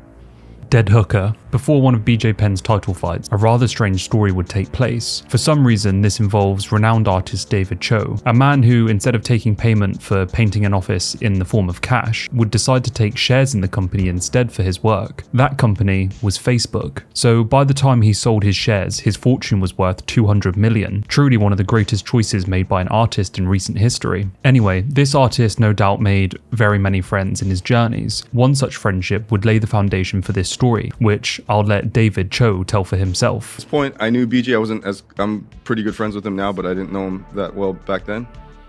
So I get there and I go upstairs to his room, and he travels with his whole family. Then they're usually like loud and fun. And I get up to the room and I have his pants. I go, hey, Pat told me to bring you your pants. And he's like, okay, thanks. And his brother Reagan's like, it was like a weird vibe in the room. And I was like, what the fuck's going on, dude? He's like, come over here. He's like, the guy in the next room over brought home a 21-year-old hooker, her and strangled her, and then like just dropped her in the hallway, and then killed her. And killed her. She's dead.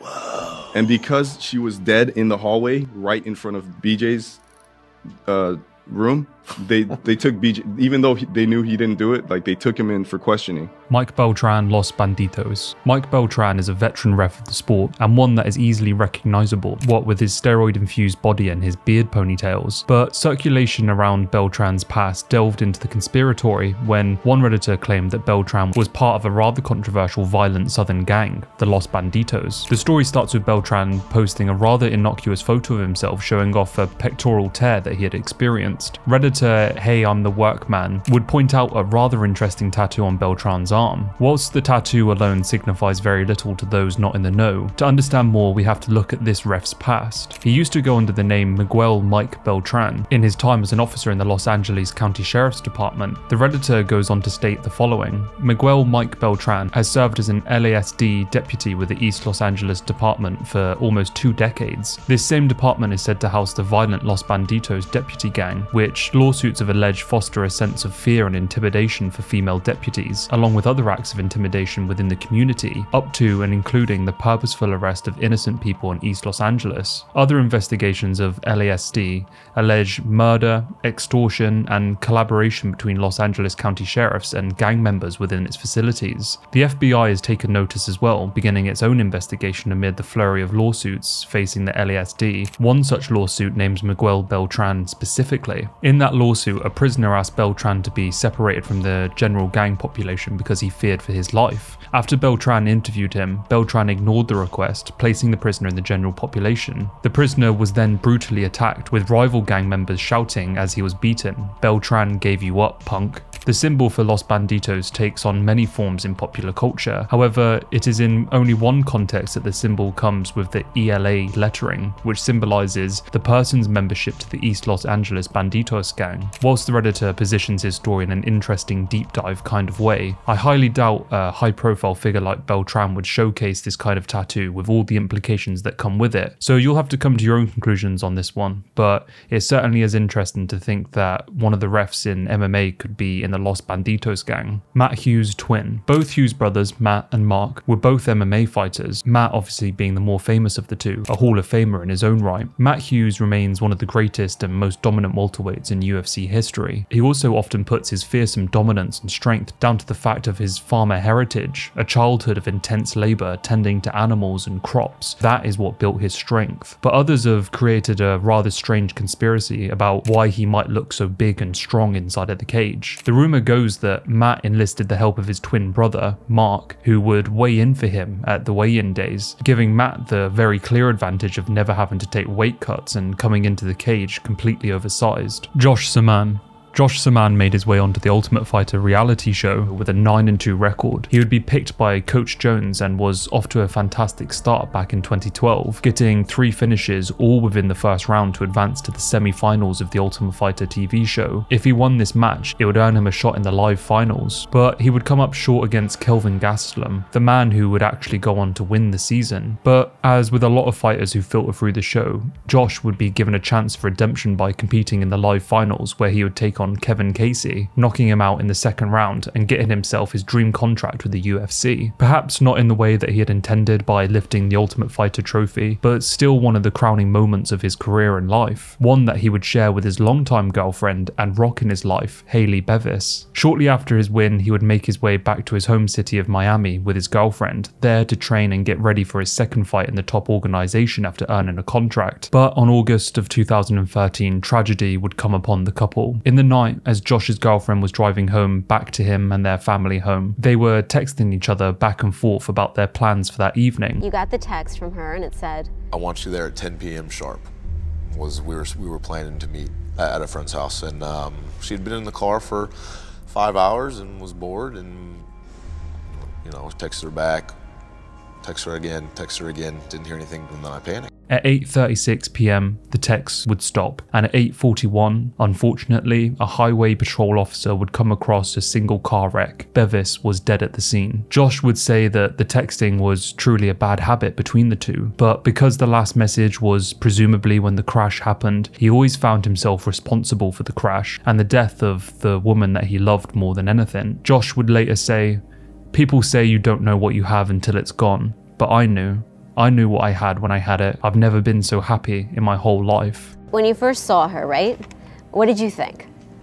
Who is this drop-dead gorgeous girl? I was just smitten. I was just in love from the moment I first saw her. Josh would ultimately battle a crippling depression that made him lose sight of his goals in life, falling out of love with fighting and the UFC, and even wanting to end his own life. Yeah, I had a lot of guilt. I blamed myself for a lot of it. And you bought a gun? I found a gun somewhere. Those were always very inebriated nights. The whole thing kind of felt like a night where I just wanted to just go to sleep and just have it be over. He was broke without the woman that he loved. His trainers and the UFC did stand beside him during this time though. The UFC would fly him out to events and get him to go to fan meetups, and his trainers would be there every single day, encouraging him to take that first step forward. They managed to refocus Josh and get him to compete in one more fight, dedicate it to Bevis and her memory. One final thing to honour her, as she wanted nothing more than for Josh to succeed as a fighter. So that opportunity would come. A long, grueling and painful training camp that was set back with injuries would lead him to Eddie Gordon at UFC 181. He would say that the outcome cannot be guaranteed, but the dedication to the fight and the process can be. All that energy directed at carrying his girlfriend's name into the cage. He said, "I think Gordon will know when he gets in the cage and he sees me.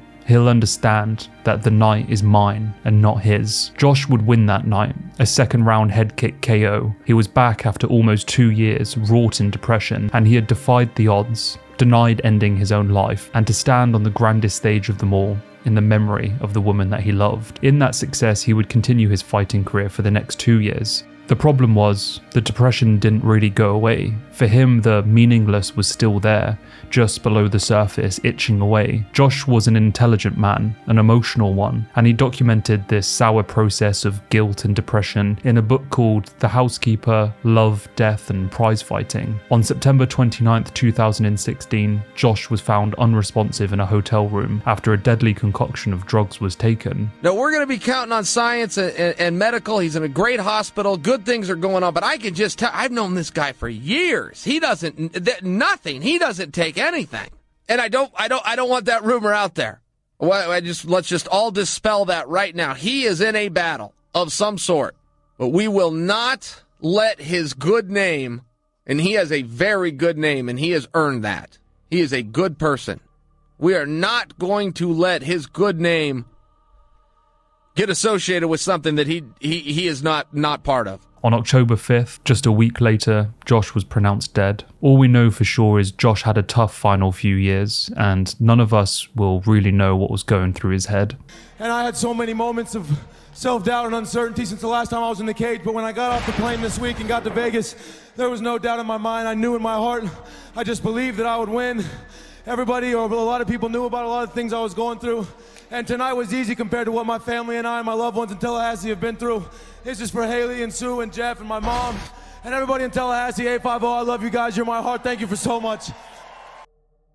Fedor's daughter. The World Fighting Championships of Akhmet found itself at the receiving end of a significant amount of flack for organising bouts between underage children with a lack of adequate protective gear. Fedor would publicly comment after watching children fight each other in the cage. What happened at the tournament of Grozny is unacceptable and moreover cannot be justified. There were little ones, 8 years old, punching each other in front of happy adults. Is it really so important for you to organise a spectacle at the cost of children's health? In what marked a horrific turn of events, Fedor Emelianenko's 16-year-old daughter, Maria, was brutally attacked after the comments were made, which left her hospitalized with serious injuries. The incident occurred back in October 2016. Reports revealed that a group of individuals attacked Marina while she was on her way back from school. The attacks were believed to have been perpetrated by individuals in response to Fedor's criticism of the culture of child MMA fights. The fact that Chechen President Ramzan Kadyrov was the one at the other end of the verbal onslaught only made things worse. months. After the attack, the dictator would state that Fedor now understands his mistake. Joe Rogan Hogwatch. Perhaps one of the strangest entries on this list. A rather young Joe Rogan details a stalker that he had at the end of, I think, jiu-jitsu training. When Joe would get undressed down to his birthday suit, a stalker on cue, every single time he did this after training, would stand in position ready to receive the holy sight of Rogan's junk. You have to see it to believe it for yourself. An hour ago. It doesn't matter. He will wait until I'm changing, and when I'm changing right here, dude will be standing right here and he'll look at my dick every time. And it's gotten so ridiculous that we crack jokes about it. And I swear to God, you can say you gotta watch it.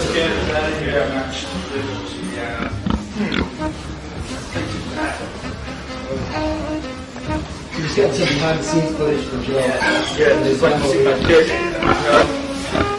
Show it to him. Man in the Walls. This refers to the mental health episode that Tony Ferguson experienced in the period of 2017 to 2019, exasperated by his leg injury discussed earlier in the video. His wife would file a restraining order on Tony and get custody of their son after Tony's consistent mental health outbursts, the final straw being the kidnapping of his own son, as he took him and ran across fields with the pouring rain, as he believed Christina, his wife, was evil and trying to harm him. Whilst we will document some of the events that led to this in a sec, it's important to remember that the restraining order was only filed not to leave Tony on his own or to desert him at his time of need, but to force legally for him to seek help and to recover. And according to a fair few sources, Tony is in a much better and more stable place now. Well, that was until recently when he was arrested for a DUI where he crashed. But anyway, the phone call that we just heard was the culmination of the events that I'm about to list from 2019. On February 5th, Christina reported that after a sleepless night,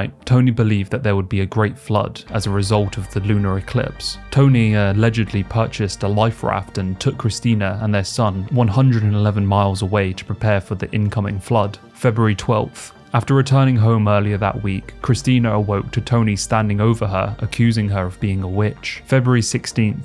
Tony allegedly unplugged the fridge and turned off half the power to the house, as he believed that there were cameras in the electronics monitoring him and his family. He also believed that there were tracking devices in the air conditioning unit, so he switched that off as well. He then proceeded to tear the vanity mirror off the bathroom wall, as he believed that there was something in it that was stealing food from his son. February 19th. Christina and her father went to pick him up. She wrote that when they arrived, they saw furniture and walls in the home had been destroyed, as he believed that there were secret passages in the house and men inside of the walls spying on them. After the devastation to the home, Christina moved out with her son. March 5th. Tony, after being picked up by Christina to take him to a medical facility to get evaluated, he would jump out of Christina's moving car on the freeway, jump a fence and disappear before returning home later that night. According to Christina, allegedly the behavior had begun as early as 2011 after winning the Ultimate Fighter TV show. On the flight home from Las Vegas, Tony had to be removed from the plane after an outburst. Christina wrote that Tony went to the hospital and was prescribed a medication for bipolar and schizophrenia. She documents how his behaviors initially was a lot better until around 2017, and when the leg injury happened, that was when things really took a turn for the worse and Tony Ferguson's health declined. Christina would write, "His behavior is getting worse and more frightening. I'm afraid that during one of Tony's episodes, he will kill me, our son, or even himself. Whilst it is surely none of our business, I still think that discussions on mental health are important, and so if you are struggling, then please use any of the helplines that are on screen now for your own use, or even family and friends that you may be concerned about. Shying away from the reality of mental health really doesn't help, so there are people out there willing to listen and to help you with any of your problems that you may be facing."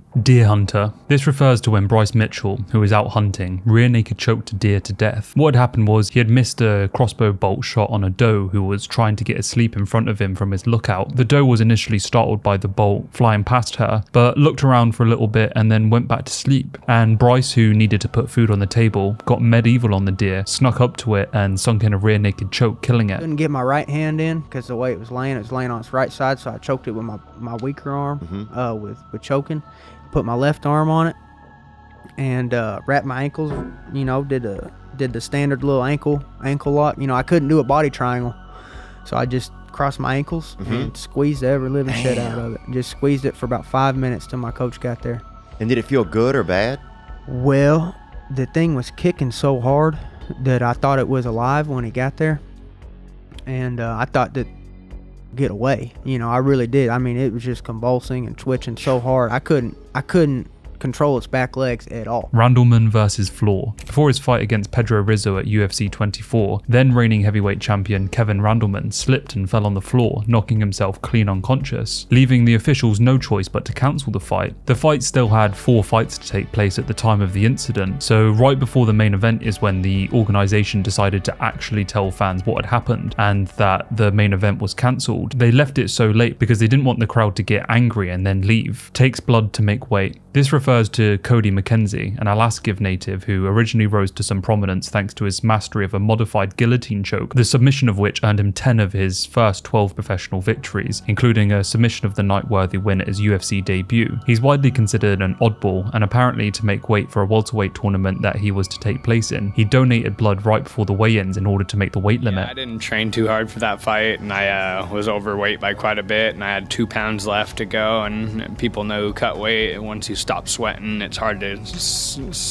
go, like, it's hard to get it out. There's a certain point where you hit, and I felt I hit that point, so then I just went and gave blood, and it worked. I lost 2 pounds, and that's what I needed to lose. Dolly incident was staged. So this refers to a lot of people saying that the Dolly incident between Khabib and Conor's team was in fact something that the UFC not only explicitly aware of, but also enabled to happen. People have put this down to Conor's entourage being allowed to come through a back door and then escorted to where the buses were waiting to take the fighters back to the hotel room. Conveniently, all the cameras were there ready and waiting to film the whole incident unfold. People believe that the UFC wanted to use this as a massive marketing package to get hype for the potential fight between Conor and Khabib, but they weren't exactly anticipating Conor chucking a dolly at a bus, injuring Michael Chiesa and terrifying Rose Namajunas. Jared Wyatt. California prosecutors said that mixed martial artist Jared Wyatt pleaded guilty to murder and mayhem charges after being accused of ripping out his friend's heart and removing his tongue whilst the two were on hallucinogenic drugs. When police arrived on March 21st, 2010 at a home in the mouth of the Calamouth River,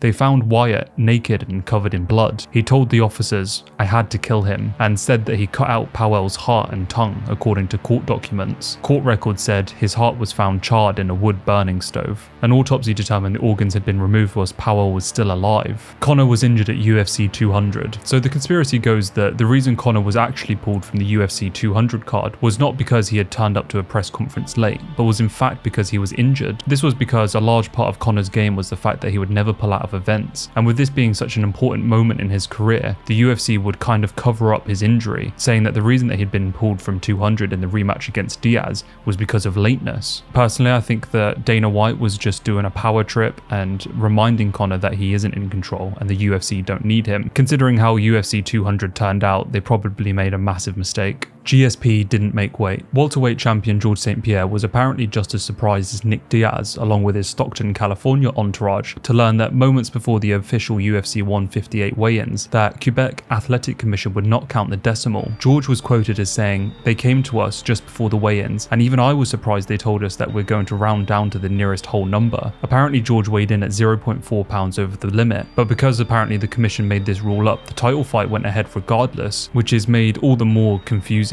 considering that the reality is George St. Pierre should have been stripped of the title. There is actually a video circulating of Diaz being told that this special rule exists. Diaz would also come out after this event saying that he believes that George St. Pierre had actually poisoned him in the build-up to the fight. Belfort's sister. Vitor Belfort's sister, Priscilla, disappeared on the 9th of January 2004. She was never found again. 3 years later in 2007, Elaine Piver confessed to being involved in the kidnapping and murder. According to the woman, Vitor Belfort's sister owed $4,000 to drug dealers, and this is what served as a motive of the kidnapping. She was allegedly killed thereafter, and her body was buried in the woods in Rio de Janeiro. Despite conducting multiple searches, police were unable to locate her remains. Colby's on steroids. So if you cast your minds back to all the times that Colby was in a position to fight for the belt against Tyron Woodley, whilst being the interim title holder, you'll recall that his excuses for not being able to fight for the title didn't really hold water when you consider what was on the line. So the conspiracy goes that what was actually happening was Colby had popped for steroids, and instead of getting a public ban, he was allowed to serve his time by making up medical excuses. I don't exactly buy into this one all that much, especially considering Colby's relationship with Dana White. Why would they ever cover up for him and not other people? But the piece of damning evidence that people used to bolster this conspiracy was when Colby gave a rare interview during this time period. Without prompting, he went on a tirade about how he had been working with USADA and how he was clean, and it was a really strange kind of off-the-cuff tangent that many people chalked up to being an admission of guilt. Staged fights. Apparently there are two very particular highlight moments that have been analysed by experts on the internet to determine that they were in fact fake and staged moments. Number one was the Showtime kick, in which apparently you can clearly see Benson Henderson motion toward the cage with his foot, signalling for Pettis to perform the Showtime kick. The second is Luke Rockhold versus Vitor, in which Rockhold does the exact same thing. He nods to initiate the kick from Belfort before being knocked out. I honestly don't believe that an egomaniac like Luke Rockhold is capable of faking something like that and allowing to be knocked out, but there we are. This is what people on the internet genuinely believe to be the case. Griffin versus Seven. This refers to an obscure fight in which a very young Forrest Griffin fought Dan Severn. It's not exactly a very interesting fight, but it's quite weird to think that these two men shared the cage together. Apparently Griffin throughout the fight was mocking Dan's moustache. Jamaat Al-Frukra. The terrorist snitch remarks by Conor McGregor was citing a book titled Enemies Within, Inside the NYPD's Secret Spying Unit and Bin Laden's Final Plot Against America. According to this book written by Matt Puzo and Adam Goldman, they delve into Abdelaziz's past as an FBI informant, having been first recruited by the New York Police Department in 2002, whilst being jailed on document forgery charges. The NYPD was in the middle of an investigation into the extremist group Muslims of America, and Abdelaziz was looked upon as an asset. He would eventually double-cross the American intelligence agency, which ultimately led to the FBI and the NYPD cutting all ties with Ali. Abdelaziz is an Egyptian-born former member of Muslims of America jihadist cult group. Muslims of America is an alternative name for the Jamaat al-Frukra terrorist group led by a radical cleric in Pakistan. If you want to investigate them, be my guest, as they get up to some really crazy little things. But yeah, Conor's remarks about Ali seem to lead down a very strange rabbit hole, stuff that coincides with the September 11th attacks. Fake doctor. This is a story from Matt Brown, so let me read out what he said. So I go there, get weighed in, and I'm sitting in the back, and this guy is like posing as one of the doctors, and he said, "I've seen you out here cutting weight and you can't cut weight anymore. You need to rehydrate." So I started drinking water. Then Dana White came over like 5 minutes later and he's like, "Hey, did somebody tell you not to cut weight?" He goes, "That dude's not actually a doctor. I don't know who that guy is." And I guess he told somebody else not to cut weight either. Matt Brown said that he could continue to cut weight and that the only reason he stopped cutting weight was because this fake doctor had actually told him to stop cutting weight. Matt Brown obviously didn't know the doctor was fake until it was too late. So Brown said that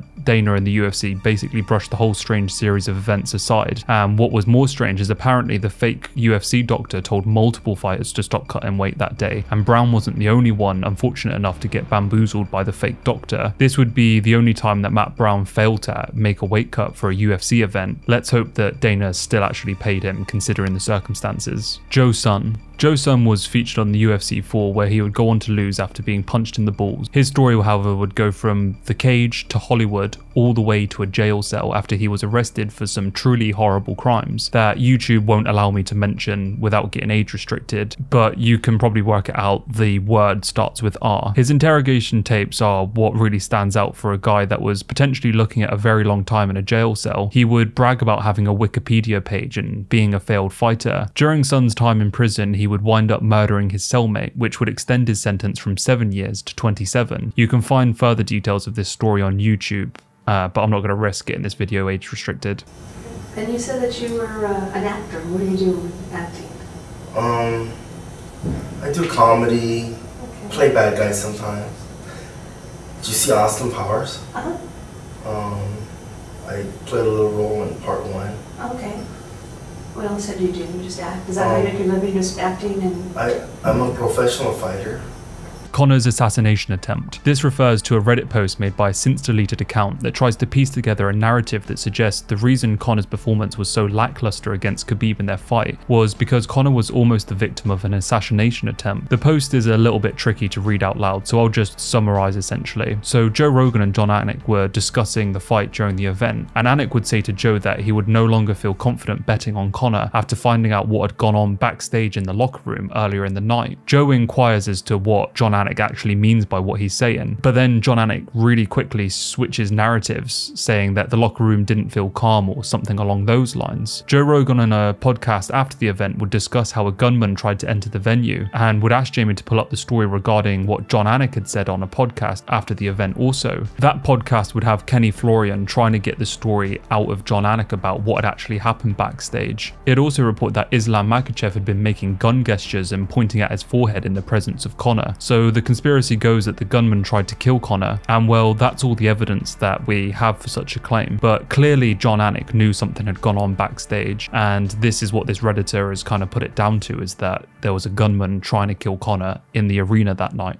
GSP was impressed. So the final entry on this Iceberg video is that GSP was in fact impressed by Matt Hughes' performance. He just didn't want to admit it. Probably the most wild conspiracy on the internet. But I'm not impressed by your performance. So you guys made it to the end of the video all over again. This time the video being what looks like over 2 hours long. So congratulations to you for getting through all of these stories. But let me tell you what I said last time, and I still mean it. I don't have much left to say other than you have seen nothing yet.